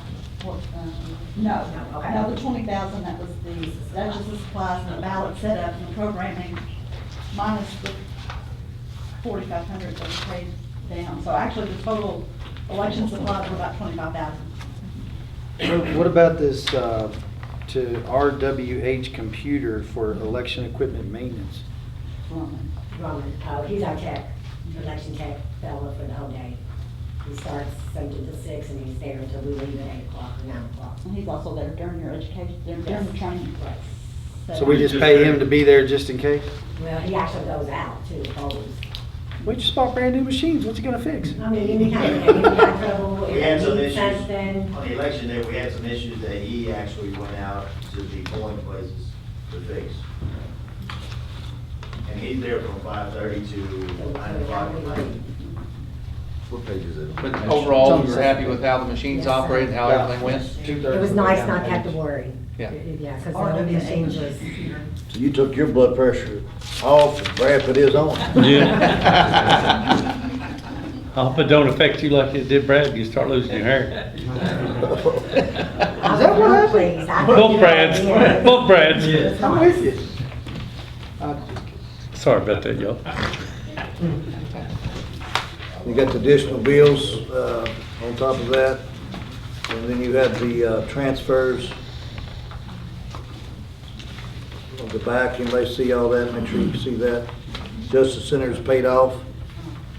Rhonda, I'm sorry, Justice Center, Justice Center's paid in full. paid in full. The note out there paid in full as of June 1st. June 1st. How many years? That was 20. 20. 20-year note. The state of Kentucky actually paid that on our behalf, but it is paid in full. So whose name's it in now? It is in our name. It's in Nelson County Fiscal Court's name. Can we sell it? Sure, if you wanna build a new one. Bring everybody back in here, right? Go to the CHIPS office and have court. Make a Wow, motion, we that's a pay the pretty good bills deal. and transfers as presented. Second that. Motion from Jeff, second by MT. Any more discussion? All in favor? Aye. Motion carries. All right, Rhonda's up next on the treasurer's report and discussion. Rhonda, if you want to take a hold of that. Anybody got any questions for her? We've got the budget amendment. Correct. And, So the budget amendment that we passed back on May 4th was approved by the state, so I just need approval for second reading and passage. Make a motion to approve the budget amendment. Second. Motion by Jeff, second by Adam. Any more discussion? All in favor? Aye. Opposed? Motion carries. Rhonda, what about the budget, second reading? We also have the 2024 budget that was approved by the state. Make a motion, we approve 2024 budget on second reading. Motion by Jeff, Second. second by John. Any more discussion? All in favor? Nothing's changed on that since our. Nothing changed, no on our end or the state. And the state, no opinions, they just sent it right back. Any more discussion? All in favor? Aye. Opposed? Motion carries.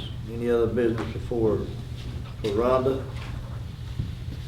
I wanted to say thank you to Rhonda for putting a lot of effort in all of these things we talked about, this budget, and Carol for supporting her, and then Brad Metcalf, because it was a lot of time and effort and all that. I don't know if anybody else on the committee or not, but if I missed anybody, I'm sorry.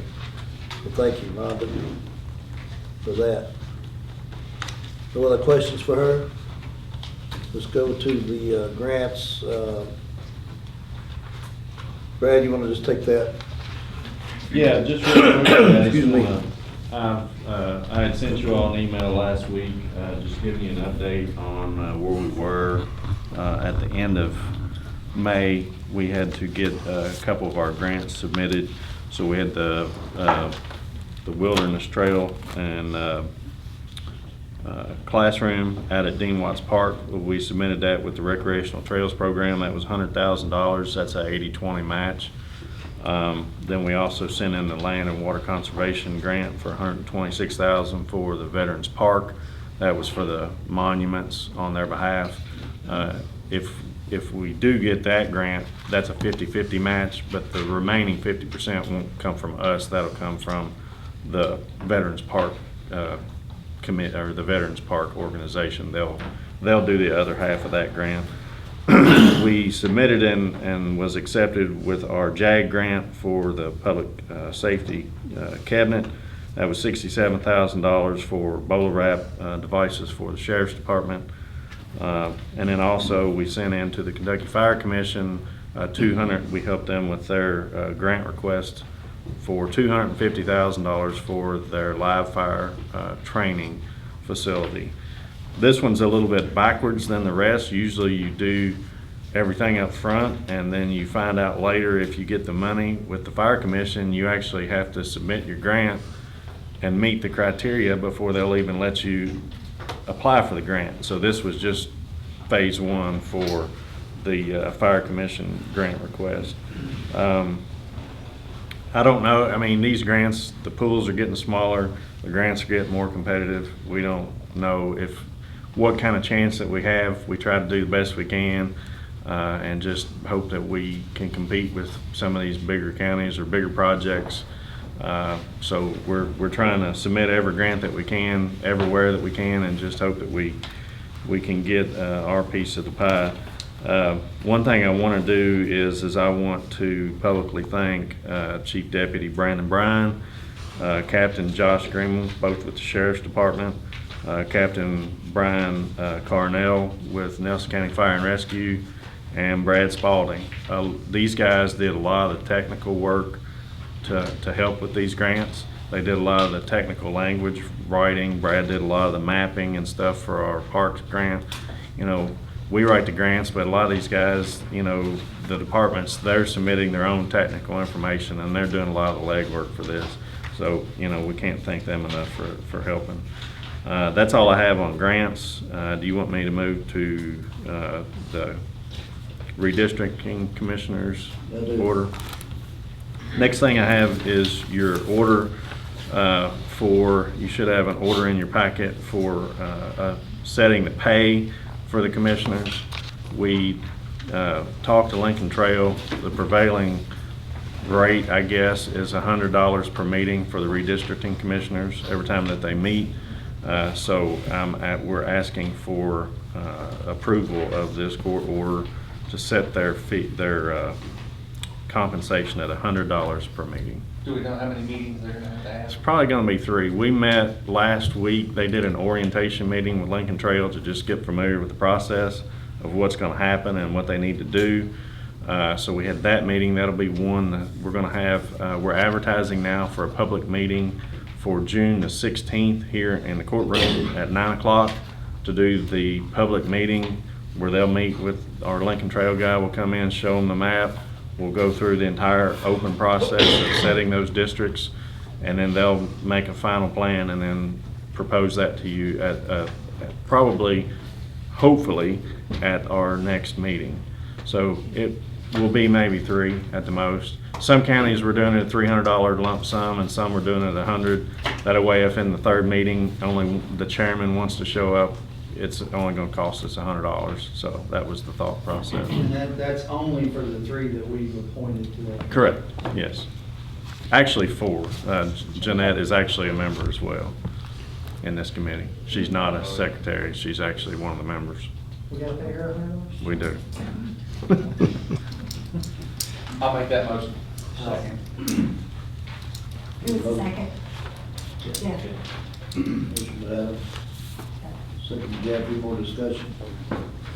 All in favor? Aye. Motion carries. Need to sign that? Yes, please. Get a copy of that. The next thing that I have on the agenda is the interlocal agreement with the city of New Haven.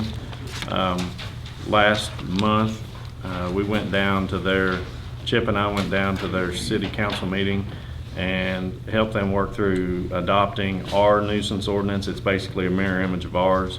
So the city has adopted their own nuisance ordinance. Then at their next meeting, they had a special meeting. They also adopted this interlocal agreement with us.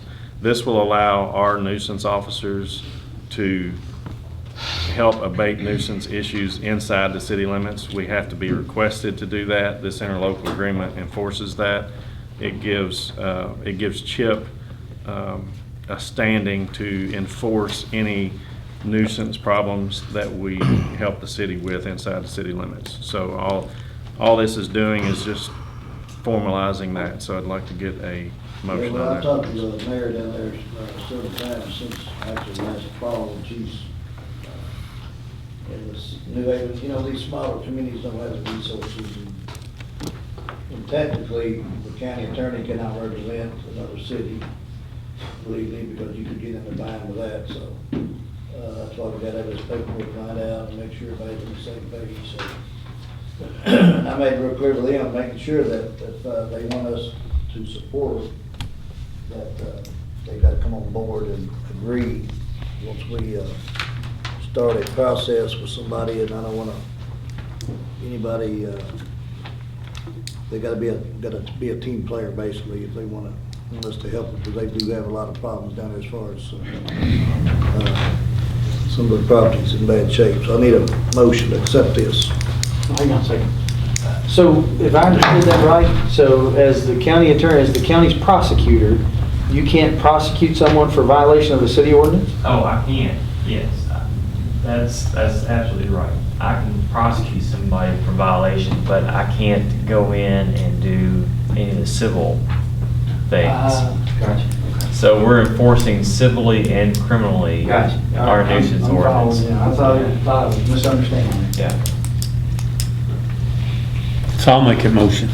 Motion from Keith. I'll second. Second from who? MT. Any more discussion? All in favor? Aye. Opposed? Motion carries. The last thing I have is just to update you, we're also doing the same thing in Fairfield. So spoke with Mayor Marksberry last week. We sent him our ordinance again. We adapted it to fit the city of Fairfield. We're going to go through the exact same process with Fairfield, so we'll probably be back at one of our later meetings, either this month or next month, to do an interlocal agreement with Fairfield to do the same thing. At the bottom, I may have to do it again. Sorry about that. Well, the Fairfield is Mr. Reed, Marksville over there. When is that meeting? It's Next week? 13th, I think. Yeah, and they've got some, anyway, they've got a lot of things that we're going to try to help them out the same way, so. Anything else, Brad? No, sir. Anybody got any questions for Brad? I want to thank him for helping. He's been helping all these different departments with a lot of things and these grants and this budget. It's just a lot of detail. The jailer, which he's not here, thank goodness he won't be talking so dang on. We see his report. Yeah. Next. Are you gonna table? Do we need a motion on that ordinance for Fairfield or not? No, we We don't gotta have get that over there first. But I wanna, with the jailer, let's make sure we get this clear. You might need to table his items for a future meeting. He has a job description approval on here. Yeah, he has 2, and then he has something with regarding a grant for the video system. What did he say about that grant, Brad? Is he had? He didn't share that with you. I want to get this passed today on this grant, on this video, because hang on, man, let's go on through before we do that. Make sure I'm right on all his, he's at a training session that he has mandated. I think we go ahead and I think we make a motion that we approve the grant. grant. I need to do that one too. The grant from, this is for the video with the court system. I'll second that motion. Motion by Jeff, second by Adam, all in favor? Aye. Opposed? Motion carries. I can probably present B if you want me to, Judge. I'm sorry? His B, job description approval. Yeah, you want to do that? Yeah, so he has drafted 2 job descriptions, one for a part-time, one for a full-time. House Bill 164 this year allows the jails to employ people who are under 21 years old, but they are not allowed to be employed as a deputy jailer or function as a deputy jailer. And they have no peace officer powers. So I'm not sure what exactly that person's going to do, but he has written a description for both jobs and just needs to adopt that as part of his handbook, is what he's doing. And I've reviewed that, and he had some bad law first, and we got that straightened out. So his description is now appropriate as they're written, and I guess he's just looking for approval of that. Can we make a motion to adopt simultaneously at the same time? Yes. I'll make that motion to. To add on to what Chip was saying, he's not asking for authorization to hire anybody. This is just to put it in there in case he wanted to. In his handbook, so he can have it. In the future, yes. I'll second. Motion by MT, second by Jeff, all in favor. Any more discussion? All in favor? Opposed? Motion carries. You got a copy? We need, just make sure she gets a copy of that, please. Maybe she'll have, if he needs anything. And you've got his,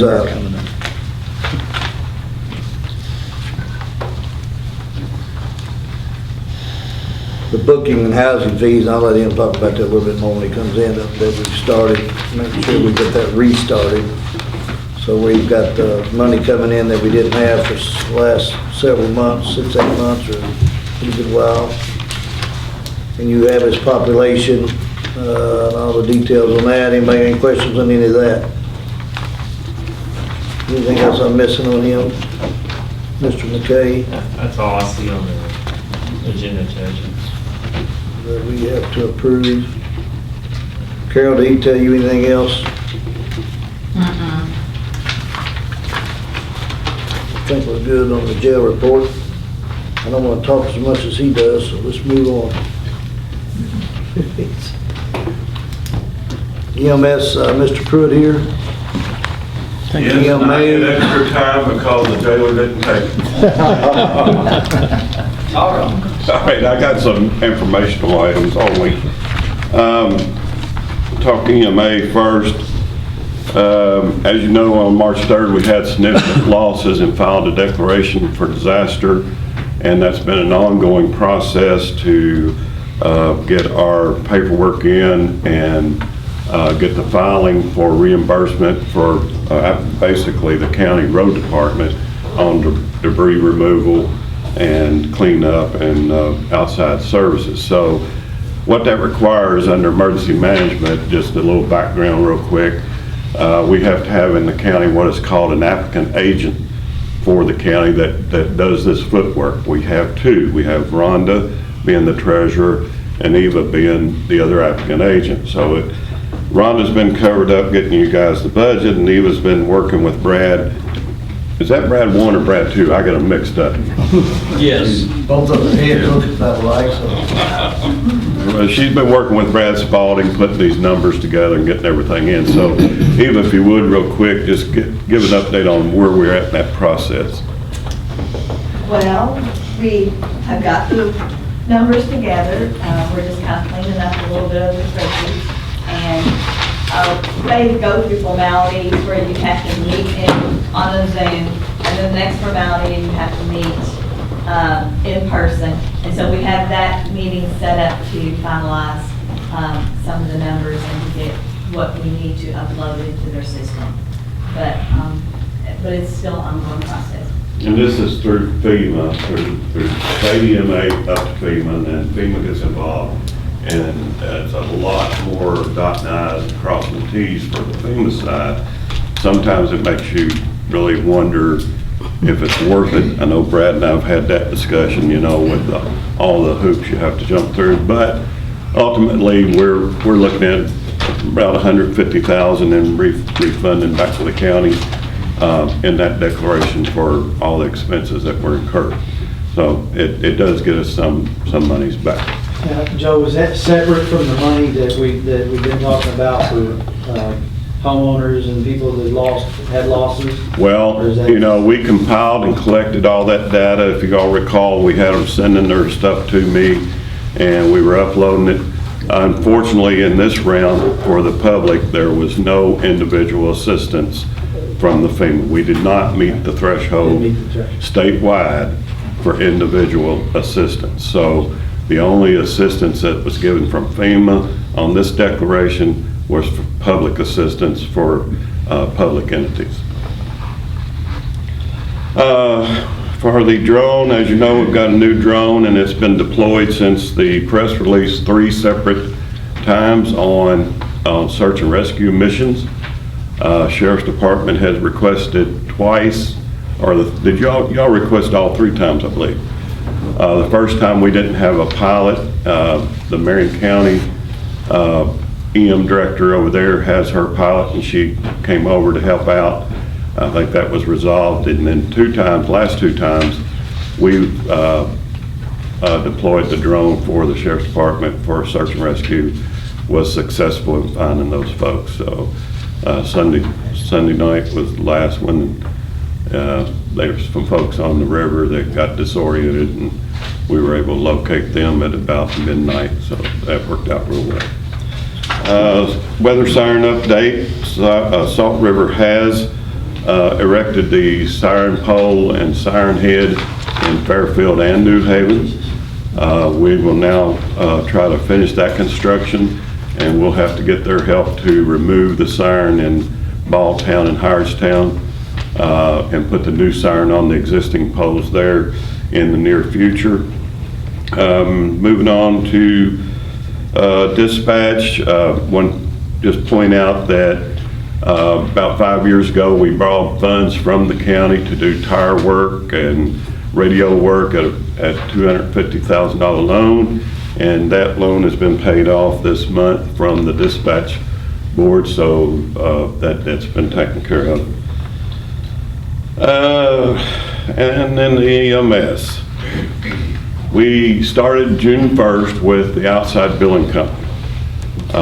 And this will be the transition time for our in-house billing over to an outside firm. As we knew going into that, there was going to be a learning curve. And the learning curve is going to be on our staff to do their documentation a little bit differently, but correctly than what they've been doing in the past. The benefit of having Wanda and Eva in their billing department is that they can fix some things that staff may not have done correctly on the paperwork. Or they can go directly to that person and say, hey, you need to fix this. The billing company's not here. So they started pulling our runs over June 1st, and now we're starting to get the feedback from them on things that they can't bill for if it's not correct information. So we're meeting with our staff and probably ultimately have a couple of mandatory meetings for an educational purposes, you know, things that Wanda we're fixing, she won't be fixing, you're gonna have to make sure it's right. So that's moving forward, and it's been pretty smooth, but we'll have a little learning curve on that. Currently I'm working on getting some lights in jail vehicle and the coroner's vehicle. We're going to get those done and get that next couple of weeks for them. In the budget this year, I want to talk a little bit about, and then I'll get Brad to help me out here. Over the years, we've always tried to address in the EMS equipment needs, ambulance needs as needed basis, you know. And we would find something used or we would find something refurbed.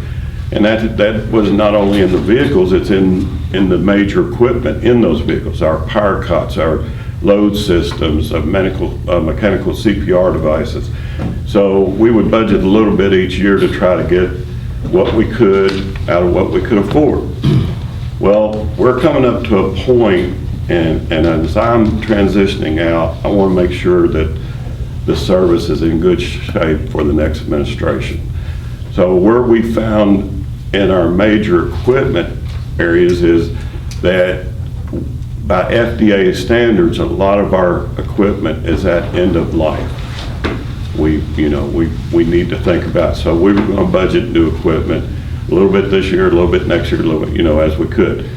Well, we found out some months ago that Marion County had gone to a different form of replacing their equipment where they could replace all their equipment at one time. Not only would they replace it, but all the maintenance on that equipment would be taken care of for that life of the equipment as well. We're paying right now around $20,000 a year to maintain our cots and our power load systems. So that's going up as well. A power cot now is $20,000, power load systems $25,000. We got 9 trucks, so that math is there. So they've entered into agreement with Stryker Corporation that we can get equipment more on a lease basis, and they maintain that equipment, and then in 5 years they replace that whole equipment again. So in 5 years, even though the equipment's still good, they come in and replace it. In the meantime, any new technology that happens in that 5 years on that equipment, some upgrades, whatever, is automatically included in the upgrade and the replacement of the equipment. So Brad, you want to tell a little more about those?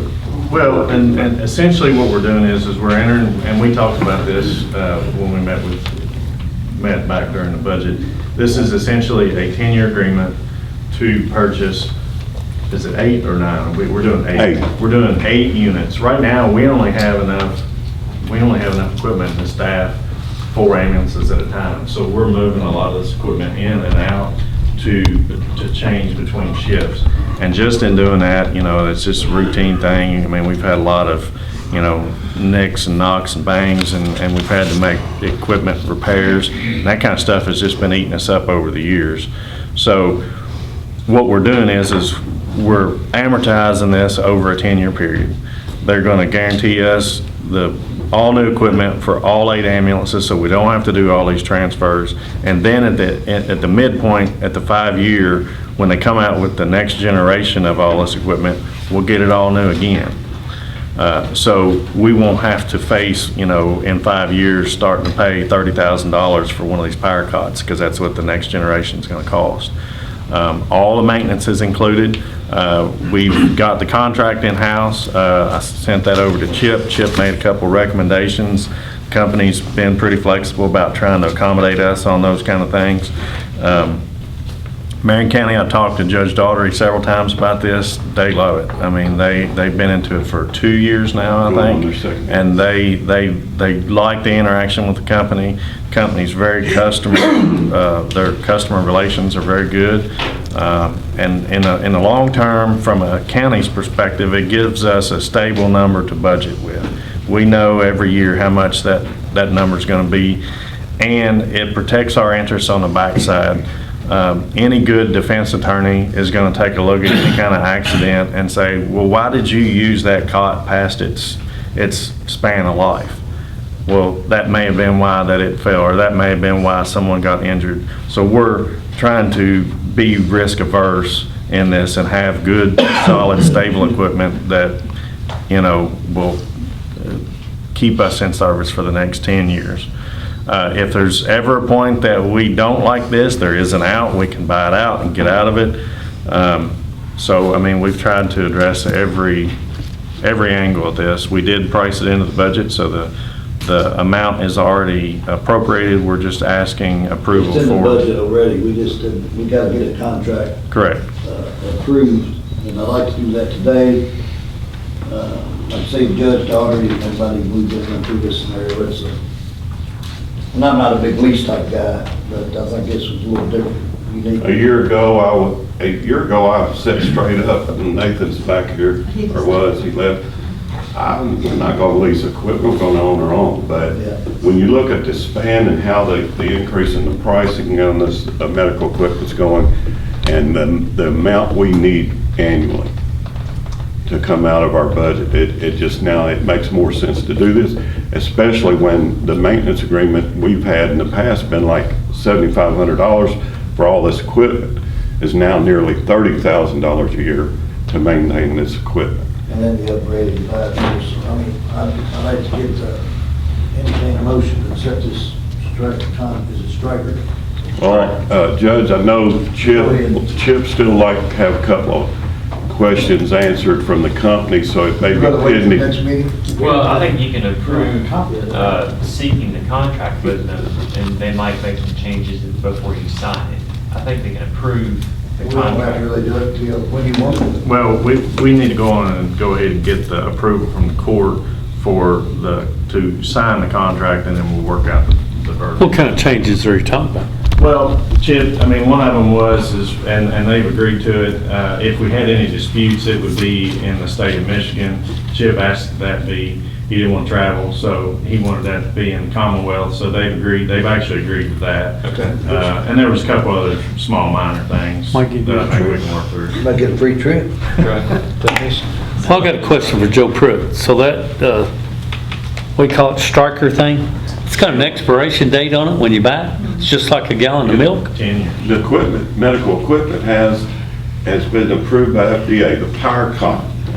They submit that product to FDA. FDA signs off on it that it is not a liability to a patient. You've got a patient in process here. Well, it looks like to me, maybe you didn't use that cot for 10 years, but then it's got an expiration date on it and you used it one time. Well, welcome to my world. We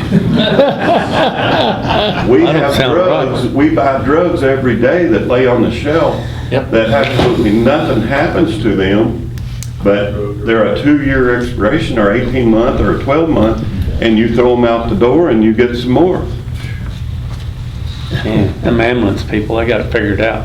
Oh, yeah, them ambulance people sure do.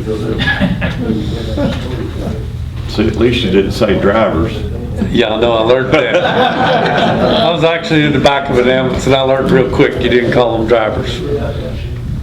So that, once the county agreed to the contract, signed off on it, and gave the work order to the company, we're probably 12 weeks out to get the equipment. So the sooner we can get the process. I'll make a motion we approve. I'll second it. Motion by Jeff, second by Adam to approve the contract with Stryker, and gives us authority to give Chip to change a few language if we need to. Well, it's not major. Any more discussion? Motion to approve? Aye. Motion carries. So they, anything else, Joey? One last thing. Oh, my goodness. He said he was taking just his time, he wasn't. He didn't lie, did he? I just want to say, after the insurance folks were here and what the county and what Rhonda, everybody's done, Judge, myself, and Eva and Brad, we've had several meetings, even before Judge took office, we had a meeting in December about retention and recruitment of our department and the dispatch department as well. We talked about what can be done out there, but it's not really all the time about giving everybody more money on the hour, even though that helps a lot. But it's the benefits package that comes along with that helps us and the EMS department compete with our other surrounding counties.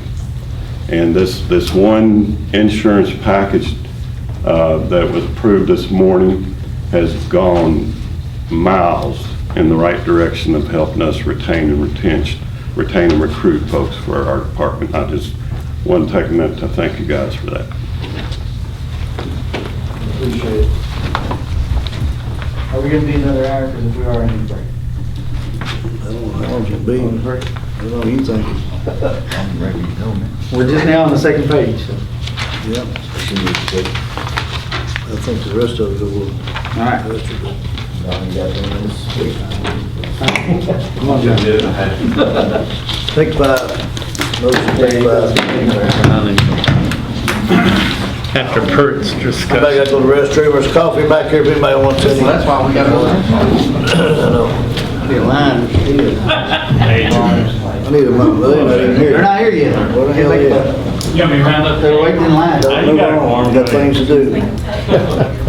I'm sorry. They must be retired. I did, appreciate that. They must be retired. He's in the restroom.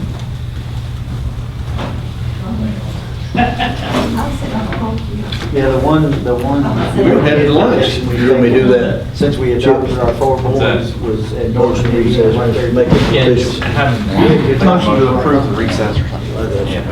Nice little area. Stay in a little Airbnb there.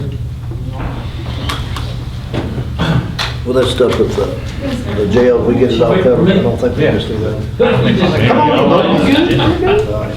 He's out there looking for birds. I need to go back to that. I didn't do that officially, I don't think. I'm gonna make a motion to go into recess. By who? Yeah, sure. By John, second by MT. And, so recess is over. I'm on motion for all in favor? Aye. Motion to reconvene I will make that motion as well. by John, second by MT. All in favor? Aye. We're back in session. Joey, everything good on your end? You want me to talk? No. Justin's proud. Moving on. This is the first meeting we had since we did the work at the rec park officially. Okay, go ahead, Brad. Brad's following under the recreation. Okay, so D1 Spark, we got several projects completed since last time we met. There's the 2 scoreboards that were donated by Dick's Sporting Goods that we did actually get them installed, operational. They used them the same day basically when we got power to them, Tim. The front gate has been installed. The electric was inspected this morning. So now we're just waiting on Salt River to pull wire, and then I'm hoping within a week that'll be done, but I don't know if you've been out there. Yeah. It looks The thing really about the good. gate is this, if you get locked inside, and once you come out, it will open. Correct. And I'll be honest with you, You can't get in. Right. We're considering the gate actually has a 3-foot opening in between where the gates come together. I'm thinking about leaving that. We thought about putting an island out there, but I won't do that because of what was recommended, not getting run over. But I kind of like the idea of the gap, so if somebody wants to walk, there's plenty of room to park out there, and then you just walk right through the 3-foot. They can walk around the sides. And I won't put a fence up so you can't drive your car through there, so. Both sides, you go look, yeah. Are you We'll gonna figure put it out. a nicer looking post up to where you got the gates held back? I noticed you just had farm fence posts over there last time. Yeah, it We'll get there. needs a- I want to do that so our wind didn't catch it. and Right. We have another Swing it all claim and the way make insurance go up. Oh, okay, you took all that into consideration? So anyhow, a lot of little knick-knack projects. If you haven't had time to go out there to the park, it looks pretty good at this point in time. They actually do have that tournament that Kentucky Select is doing this weekend, be this weekend and next. The only thing we're doing is providing a park. They're taking care of it. So that's really it on the recreational side. Well, I want to chime in on that a little bit. We've had a change in leadership out there. And we've got Tyler Wimsett is, we've got a 60-day contract. I think I did a 60-day contract. He's, for the summer months, he teaches at Thomas Nelson. He was a previous employee out there and done a good job, I think. So I asked Brad, and of course John and all the road department crews, and they went out there for several days and did a lot of work, and we got the park looking really good. Get a lot of compliments from a lot of people, and so Tyler's going to help us oversee all that. They've got a lot of baseball and softball going on, and making sure. And we've had a lot of communication with different groups and the leaders and all that. So at some point, I'll have a meeting with them all here soon and kind of get a direction about everybody's vision about what we should do out there long term. Because it's been about 27 years when we started developing that park. I think when Dean and I took office in '94, so it was about 95 or 6 in that range. And let's see, so we ran it off to 30 years, but I want to think about the next 40 years. Because it's growing, got 800. And I have had some people make comments about improvements. I talked to Brad Metcalf there about maybe a grant and people that walk out there wanting to have like exercise stations like they have out at Flagey, or out at Flagey Hospital. And that'd be just an added benefit and an added attraction to make it better, and wouldn't really cost a whole lot of money. Well, and we put that into our grant package that we asked, but we also, in this past couple of weeks, we actually found signs that were out there that had never been installed that would have to be for the existing track that we already have. And my point's kind of similar to what you were talking about. Right. That we already have that were just have never been installed. So we're going to work on that hospital trail, or like down there, I was involved in helping with all that because it ties into my subdivision back there previously. So yeah, there's a lot of things we can and will and should do out there. And but we've got it, what I call cleaned up, dressed up, and looking really good. The 2 ball tournaments they're having, we'll get $5,000 back to the county, $2,500 each tournament, which will help go toward a lot of it is regular maintenance. Yeah. Mowing out there's got to be Glasscock lumber. He donated mulch, cedar mulch. And he's going to donate a lot more to help put wherever we need it out there. So that's been a big benefit. And so anyway, we've done a lot of work. And Brad too. He said, "Hell, I don't know nothing about Paul Parks." I said, "Well, you're getting ready to learn." So he's out there. But we got Tyler on board and everything's good. So thank all y'all for what you've done, because it was kind of an emergency deal and it looks really good. Go ahead. Next is landfill. John?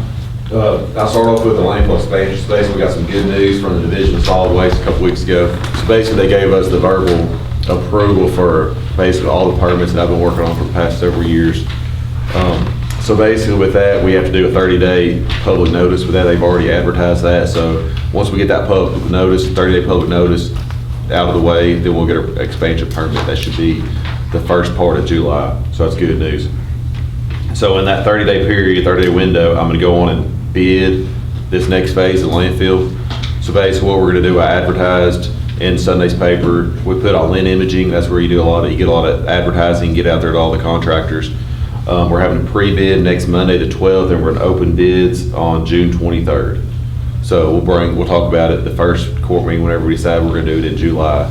We'll talk about numbers and kind of turnout we had for that bid process. Did you give everybody this packet, I guess. Did we pass this out to everybody on? I shot an email out a week or so Force ago. main and all that. We're gonna Yeah. add the force main. So, Go ahead. okay, so with They the, came in too high. first of all, I didn't know when we were gonna get this permit approved. So that's why I wanted to go on a bid, the force main sewer project, that way we can get it out of the way. But a week before we opened bids, we got approved from the Division of Solid Waste that we can go ahead with it. So we got one bidder, really, and the reason he was wanting to bid it because he wants to get his foot in the door. He wants to do the big project, the expansion project. So the numbers were high. The number came in at $1,134,623.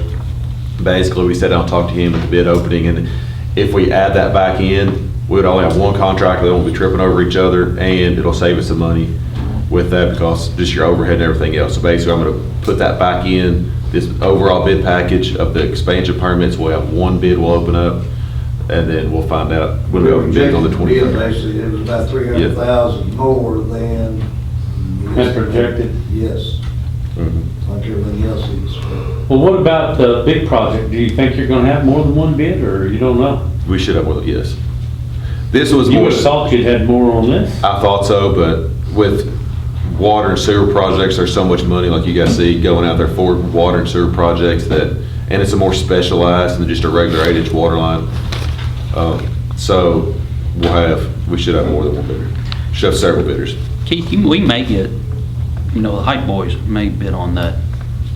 They built some in the past, the big project. Oh, well. They built the first two phases, I think. Well, John, I'm gonna tell you, he's what his, get this permit and all of it.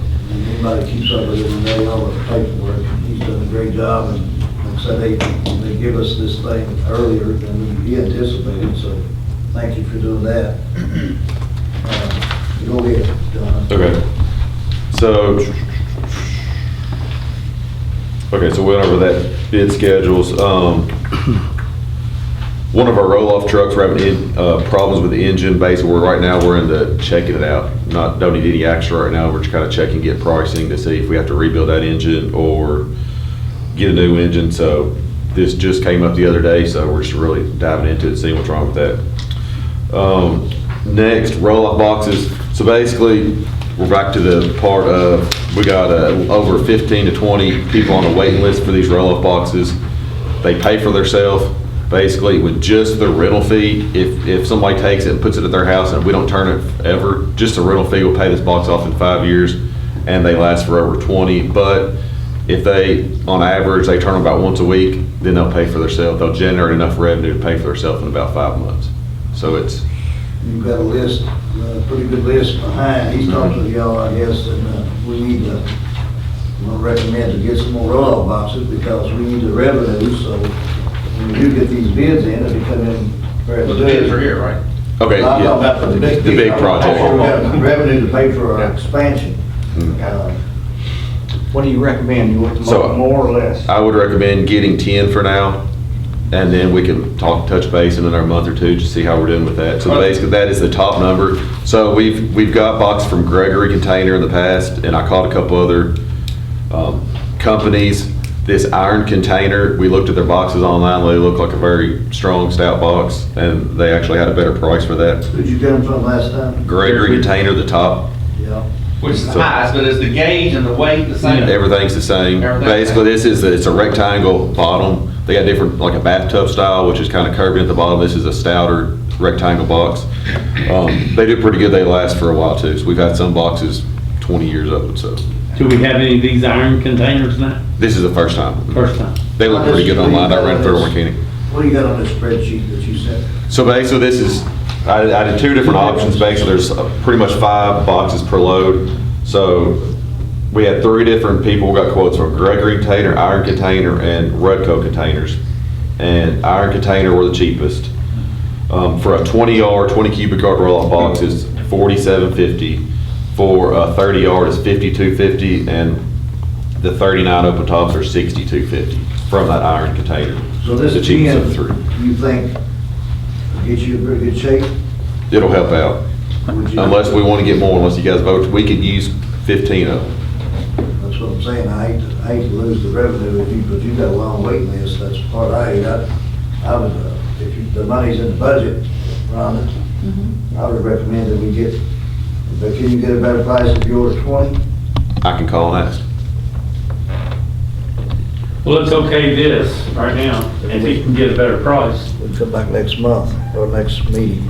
Or give you the authority to make it, to go on and do it, because John will probably call him after the meeting. We need about 20, to be quite honest, Yeah. if you really look at the Like I numbers. told him, he asked me about it, and I said, well, I know what Keith Metcalf would do, so What would you do? I would go buy it, I'd buy 20.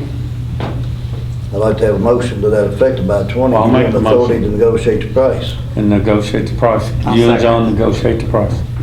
Motion Keith, second by Adam, any more discussion? All in favor? Aye. All opposed, motion carries. Thank you for that.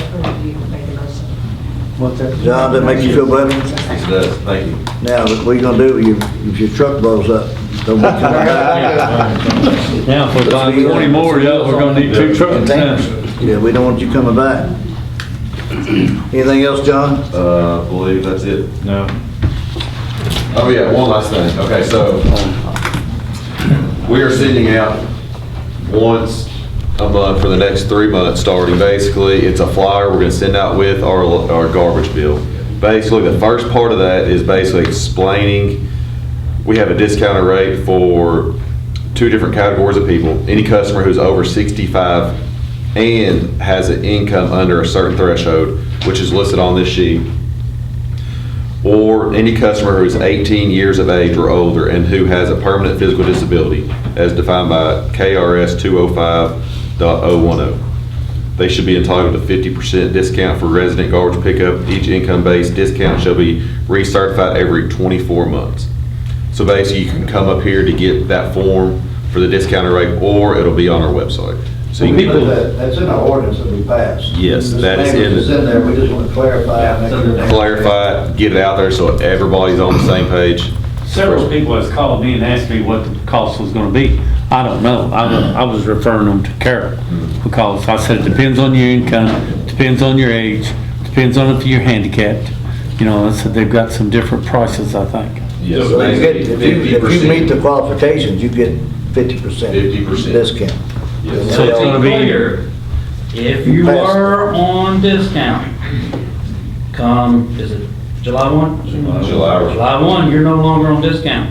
You Come back. have to come requalify. The form is on our website now. It's already there. actually a fill-in form. If you have access and can get on the computer, you can fill out the Jim, form you- online, submit it, and automatically come to our office. And previously, Rhonda, before we signed this, or everybody agreed to this new ordinance, the discount was prorated, right? Correct. It wasn't a straight, There was yeah. levels. This is a whole lot clearer, it's a whole lot better, and it's easier, and it's actually a deeper discount than what was on the previous. Now, what we're gonna do is we're doing 2. The reason is because if you have a disability-based income, that's gonna be perpetual. So once you meet that and certify that, then we won't recertify you, but we're gonna recertify every couple of years, just to make sure that everybody still deserves. somebody might have went back to work. Correct. Yeah. So, And Chip went through all this, I think, he checked it all out. So the second part of that, basically, so they changed the rules a couple years ago. They have a new KRS that basically, if we have people that haven't paid garbage for years, you can add it to basically your property tax bill this fall. In doing that, you have to give 60-day notice. So basically, the bottom part of this is notice to that. Now, we're not going back, this is from whenever the new ordinance forward. From there backwards, we still got several $100,000, we're not doing that yet, not on the tax bills. Because, I don't think you can, because the law just passed on this. yeah, we not can, long ago. according to Can you? Chip, we can go after them, the previous ones. But I don't want to do it yet because there's a lot on there that I think could be maybe mistakes, or some people that's maybe paid and didn't pay, because I've got a few phone calls, but I'd rather make sure we got them all right before we do that. Right, okay. this is just to comply with the statute of giving the notice, then we'll go through the list. What's the monthly income based on? Is that based on Social Security or? It's 100% of the poverty level that is posted on the Federal Register. That's what everybody goes by. Yep. Anybody got any questions for John? All right, Brad? Okay, for road department today, it's 4 PM. We'll find out what salt bid's gonna be. So I'll bring that back. I may shoot you guys an email just so you know kind of heads up on what we're looking at. June 9th, which is Friday, we'll find out for material bids. What's important on that for all of you guys is asphalt. And that'll key us in on, was the number good that we used, $95 a ton. So that's important. As far as the road department report, we did some patching on Hilton Lane and Hope Ridge, vegetation control, Prather Ridge, Lawrenceburg Group, Love Ridge, and Nelson Avenue. That's kind of where, when he says vegetation control, you know, we go out with just chainsaws and cut back because the boom mower can't jump around that easily. Tree removal, Woodlawn Road, Stoner, Harrison Fork, Sullivan, Sutherland, Old Hempec. That's where we're truly, Timmy started that tree crew. Remember we talked about using our bucket truck? It's a slow process, but it's a good process. When we go through, if it's dead, it's coming out. If it's in right away. So it just continue with that process as we go along. And culverts, we replaced a driveway culvert at 5135 Gates Cooney Neck, installed 2 cross drains on Russell Road yesterday, John. That's in preparation for paving. You guys are going to see, that'll be my report for the next couple months. You're going to see us trying to get out in front of Mago and get these done so that we can get some paving completed that you guys have approved. And then that paving will segue into something. It's called flex funds. You know, the state did their spill, and what they're spending their money on is rural secondary roads that are state roads. Flex funds are money that's sent down from those, that crew. Here you go. I'll keep one copy. That we get every year, and we can choose to use on county roads if we so wish. I think our total was what, 143,700 roughly, Timmy? That's correct. Here's a list and how we came up with this list. Tim and I worked on it. These were roads that I'll call leftover roads that you guys couldn't afford with the other list. They were kind of left off. I'll start with Marie Drive, a portion of Remington Avenue. Adam, if you go out there's a clear joint you'll notice that needs to be paved up to. The back section does not. It's not old enough yet. It doesn't need it. Sutherland Road, MT, that's to finish up that road for you. You know, we use some of your money up to a certain point. Now, you haven't approved your list yet, but this was assuming that you were going to approve the front portion of Sutherland. It's almost right up to Bridge Point is where you were going to fund. Jeff Treetop, Meadow Ridge, and Froman Greenville. It is and you and I have talked about that, it is a segment of that road that we're trying to fund for you. You originally approved from the railroad tracks to the back. This will help offset a portion of what's up front, and then I'll have to get with you. Yeah, well, he's going to be a hair bit short. I'll have to squeeze it out of him. We talked on what we can do on that to help Jeff out. But this is, again, this is all assuming $95 a ton. I'll find out Friday. Well, back to this part, it's flex funds. And, what I did is go through the kind of, our original list is some of the roads that y'all couldn't get. There's two big roads left that we really, this is going to be a record-breaking year for Blacktop County roads, there's no doubt about it. And then when we get done with the state, but all the roads in the county will be in really good shape. And you've got, which one is this? Eddie Miles from him. Eddie Miles, we want to try to take that hill down, and I think we can do it internally. There was a little bit of money left over maybe to help with that. There's about 10 or 15,000 probably out of this to help with the blacktop and the rock. And once we get that one cleared out, we can try to go, and I can try to get, I'm trying now to get some more discretionary funding, whatever you call it. And his is what road was it? Highview Church Road. Highview Church Road. Keys is about 150,000, yours is about 190. Yeah. Again, I know. It's So bad. we get I'll the- vouch for both of them. It is bad. No. These two here, I mean, if we can get, and I think there's a possibility we may be able to get that. And that'll put, and then MT's gonna finalize his, he wanna drive through and make sure we didn't miss anything. And then if we can get these two, even without them two roads, you get both of them a whole lot more than we had in the past. But I think after this year, going into next year, we'll have all our roads in really good shape. So I just want everybody to know that. I wasn't trying to pick and choose here. I was just trying to finish up these little roads, and I hate to see little pieces here or there that's not finished. And internally, we can use some Brad's probably gonna have a little money left over in his budget anyway. Anybody got any questions on that? Just one question, Brad. You mentioned the boom mower. I had a question about that from somebody out on Holt Ridge. Is that making a particular, y'all making a particular round with that in direction, or?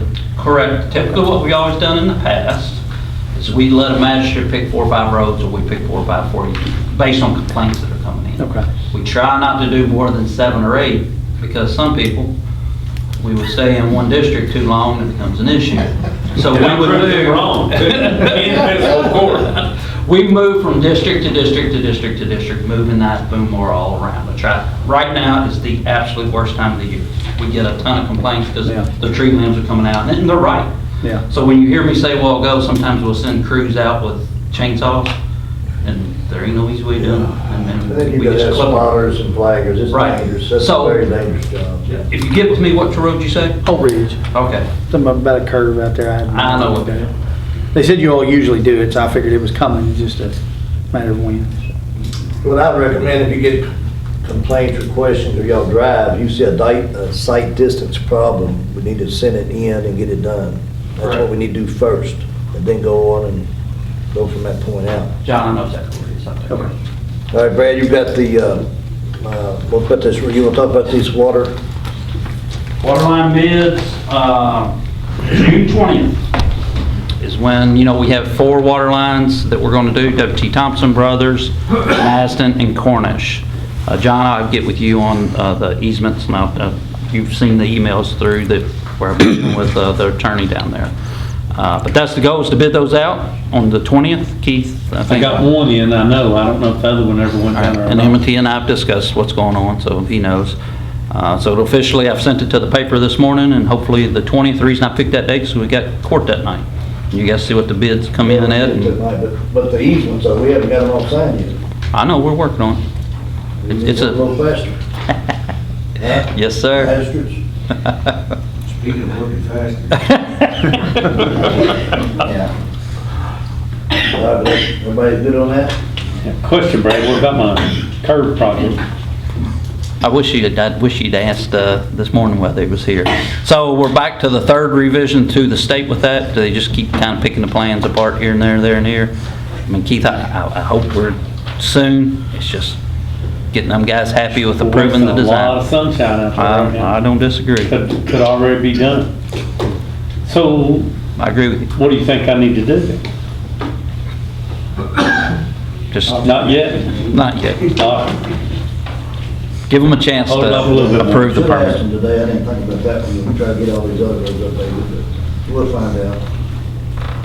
Matter of fact, when we get done, we'll call and find out today. I know what they're at. I forwarded an email. I got to do this morning. Anything else, Brad? No, sir. What about my engineer and you and John, you have anything on that side? The Civic Center, we had with the roof damage with that storm, it was over the amount, so we had to bid that amount, so we're gonna open bids on that Friday, so I'll let you guys know what those are. That's approved for the insurance company to There was quite a bit of deteriorated rotten wood up there that we're gonna try to remove some ourselves internally and fix and repair. They wanted $20-something thousand add on to that, and I didn't like it too much. So, anyway, anything else on you two guys? Thank y'all for everything, y'all been working hard. Make sure you tell your crews that. Mr. Lear, you got anything updated? Ron and Brett, Metcalf have met with AT&T discussing phone systems and consolidating. They're looking at some packages for some new phone systems, maybe some VoIP stuff, and maybe consolidating everything from internet service and cell phones. But we don't have any numbers back on it yet. Right now, we're with Verizon on the cell phones, right? We're on a lot of different things. We're on several different plans. Yeah, we have Verizon right now, but we're Cell looking, phone. yes, right now. I guess when we get some solid numbers, we'll talk longer. All right. Jeanette, you got anything on your end? No, sir. You don't need any more machines or anything? Not right now, thank you.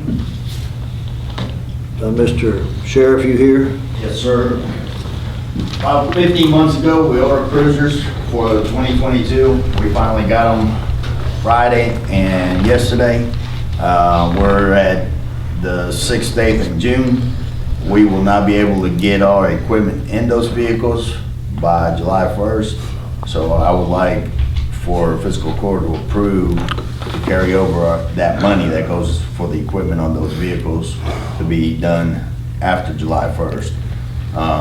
We did that on vehicles previously where we didn't buy them on that previous fiscal year. We carried that money over, and same scenario we would have for these two vehicles. Or Joe can vouch, L&W does the work. He can send us a bill what he's gonna put in those vehicles, and you guys pay for it. We just take the vehicles whenever. He's got about 100, 150 of them sitting in his lot waiting for equipment. Yeah, so we don't know when we're gonna get them on the road. Step 2 on that, 24s are not gonna be made. We don't know if we're gonna get any vehicles. I was just texting Bachman Chevrolet, see what options are. I know that we made a deal of no vehicles for 2023, but if I can get 4 vehicles for this year and none for 2024, that's an option. If not, we'll budget vehicles for 2024 and carry that money over for 2025, and instead of getting 4 vehicles, we get 8 vehicles then. Those are just food for thoughts for fiscal court to know what's going on with vehicles. And as the chair for dispatch, 25 days, they become yours. It's been a pleasure, and it's, I don't know, it's been an honor to serve at the board for 2 years, going on 2 years. And the dispatchers do a great job, and hopefully with the benefits and the pay increases, they have a little bit more motivation and stability. Instead of answer to 7 individuals on a board, that they answer to 1 fiscal court. So thank you. Raymond, on the vehicles, so you're saying you can't get the Fords, or you can't get Ford? Can't get anything. Will not be able to get Fords or Tahoes. I'll just put you in Toyota Corollas or something. That's crazy. They got electric cars. That sounds like a good thing to me, you save a lot of money. So you gotta buy them again. Hey, Judge. Sir. On the equipment Raymond's talking about, the only thing I would add to that, if you don't prepay it right now, you stand to have the price increases that will go on it when it does come in. Has it got an expiration date on it? Not only that, Bachman just told me they're expecting a $6,000 to $8,000 increase for the next model vehicles. Yeah. But we're not talking about pre-ordering those, we're just talking about the equipment, pre-buying the equipment. But if the option is to flip-flop the 2023 where we said no vehicles, purchase 4 for then, and 2024 we don't buy any, we're saving that kind of money. What's the availability of them now, though? I'm texting him, he said call me, so. Even if we order them, there's no guarantee we're gonna get it, right? There is. Raymond, I'll get with you. Could we sit down maybe next week and go through analyze all this stuff and get with Ron and make sure we're all on the same page, and we'll come back and present some information to the court I think would be best. All right. Then the dispatch, Sean said he had, I think he's on a training thing today. But I've already sent out some information, and I'm gonna have a meeting with some different people in the dispatch as we take it over, and get Raymond and Joe and Ron and everybody else together, make sure we're moving this thing in the right direction, and see what our challenges are gonna be, and equipment updates and all that. So anybody got any questions for that down the road, as always, let me know. Thank you, Raymond. And Mr. County Attorney? Yes, I have one thing on mine today. Is the second reading of the ordinance amending the ethical ordinance of the county and cities of Bardstown and Fairfield. This has not changed since the first reading here about a month ago. There's 2 changes that are made in this. Section 15 is amended to allow email delivery of the financial statement to everyone every year, which will save a lot of postage. And then on the board of ethics, it's going to have 2 members appointed by the county, 2 members appointed by the city of Bardstown, 1 member appointed by the city of Fairfield. And that's just different from the way it used to be, which was 1 by the county, 1 by the city, 1 by Fairfield, and 2 joint city-county. So that's the only 2 changes that are made to this. There's not been any change to this ordinance since the first reading. I'll make a motion to approve on second reading, amended ordinance. Motion by Jeff. Second. Second by John. Any more discussion? All in favor? Aye. Opposed? Motion carries. Thank you, Chip. Anything else, Chip? No, sir. Magistrate reports, John? I have nothing, sir. Jeff? None. MT? I had my roads finalized this week. You better, we're gonna be using your money. Adam? Keith? None. Thank y'all. Let's see on my report, Joey's pretty much talked about the drone. That was a big asset to the county.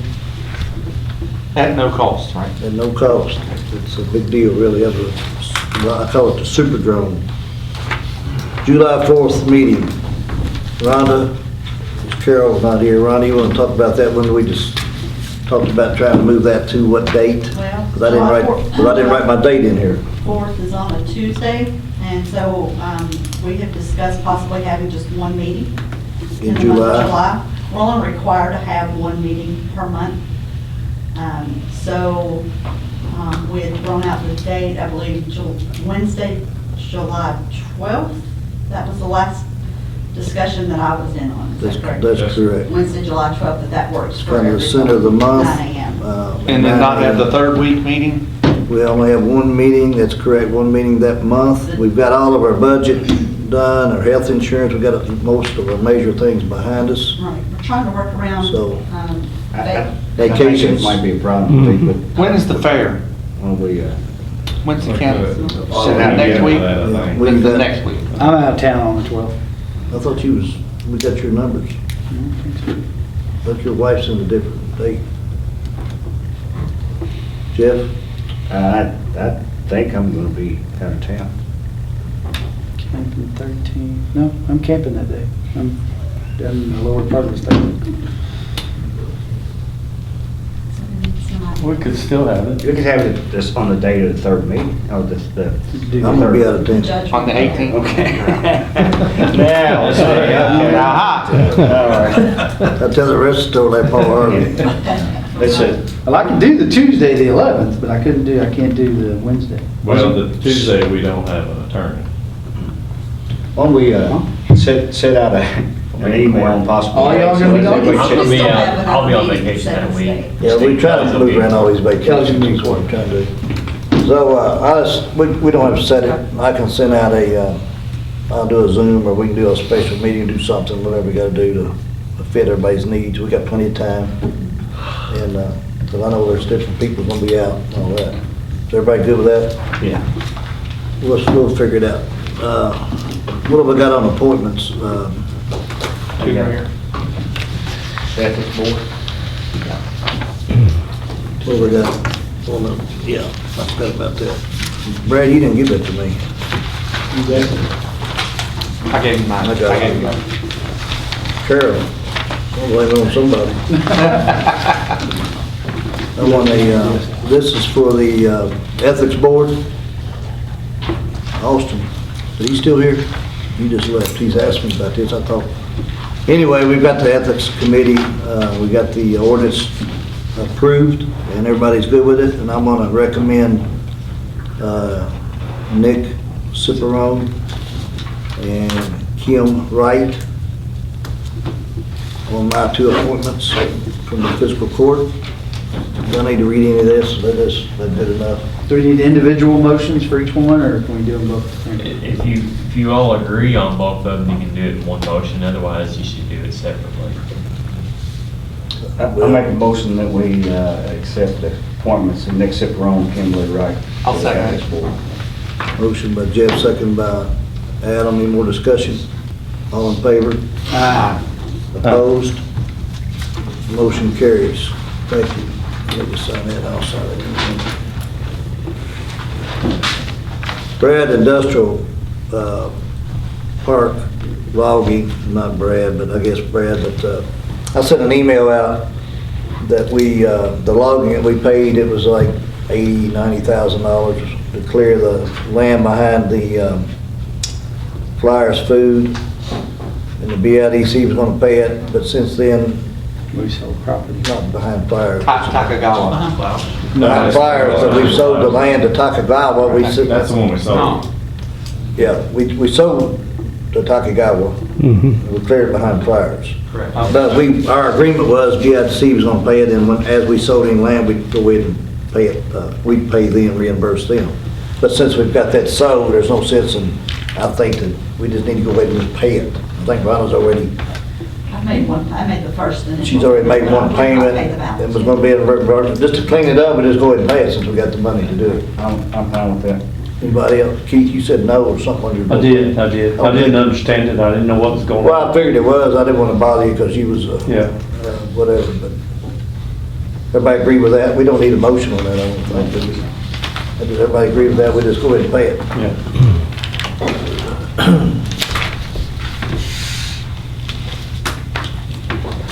I've got a thing here from,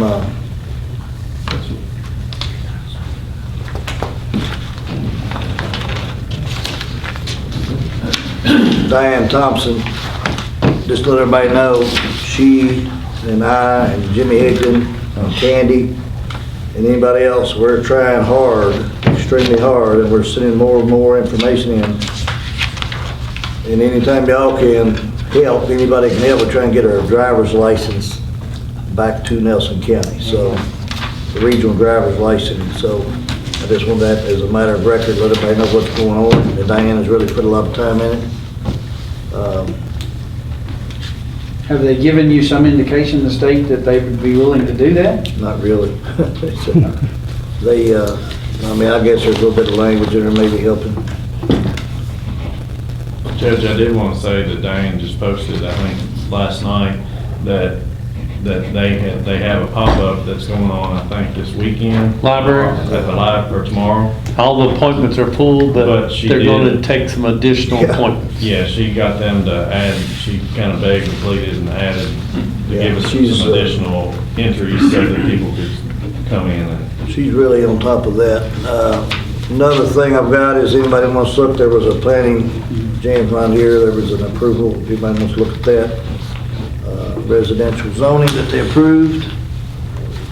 And we met yesterday, just for record, on the Powell's agreement with the distilleries. There's been a lot of good positive movement on that in the last 2 to 3 weeks, thank goodness. They've agreed, we met with them here about, I don't know, 2 or 3 weeks ago. We got all the details moving forward. Committee has met 2 or 3 times. And then so I had a meeting with them yesterday with some of the distillery representatives and the mayor, and the MT was there, wasn't he? So we've got a good agreement. I think that they've agreed to support. So they'll go back to the planning commission. They'll have a public hearing on it. And then if everybody agrees or disagrees or tweaks it, then it'll come back to the fiscal court and of course the cities for final approval. But let everybody know that the distilleries have come on board and they've agreed to basically everything that we have asked them to do. So I just want to report that. I want to thank them for that.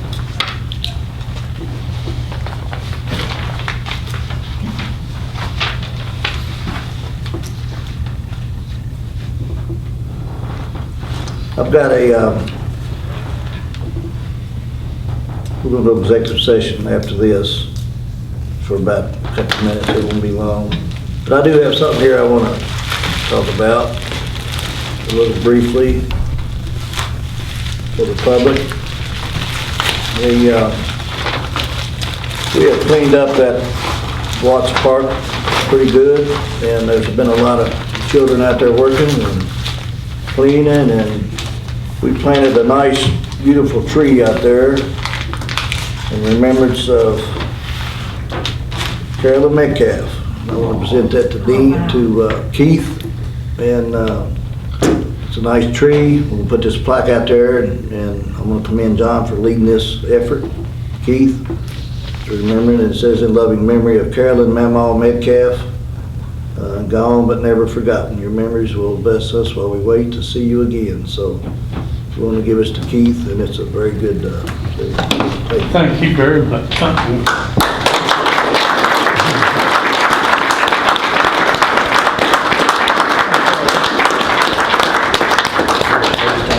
Wow, thanks everybody. It's at Watts Park, yeah.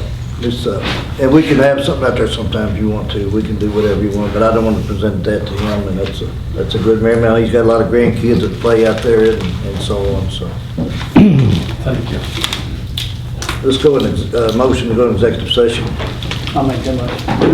Motion by John, second by Jeff. All in favor? All opposed? Motion carries. We're going to executive session and we'll be out briefly.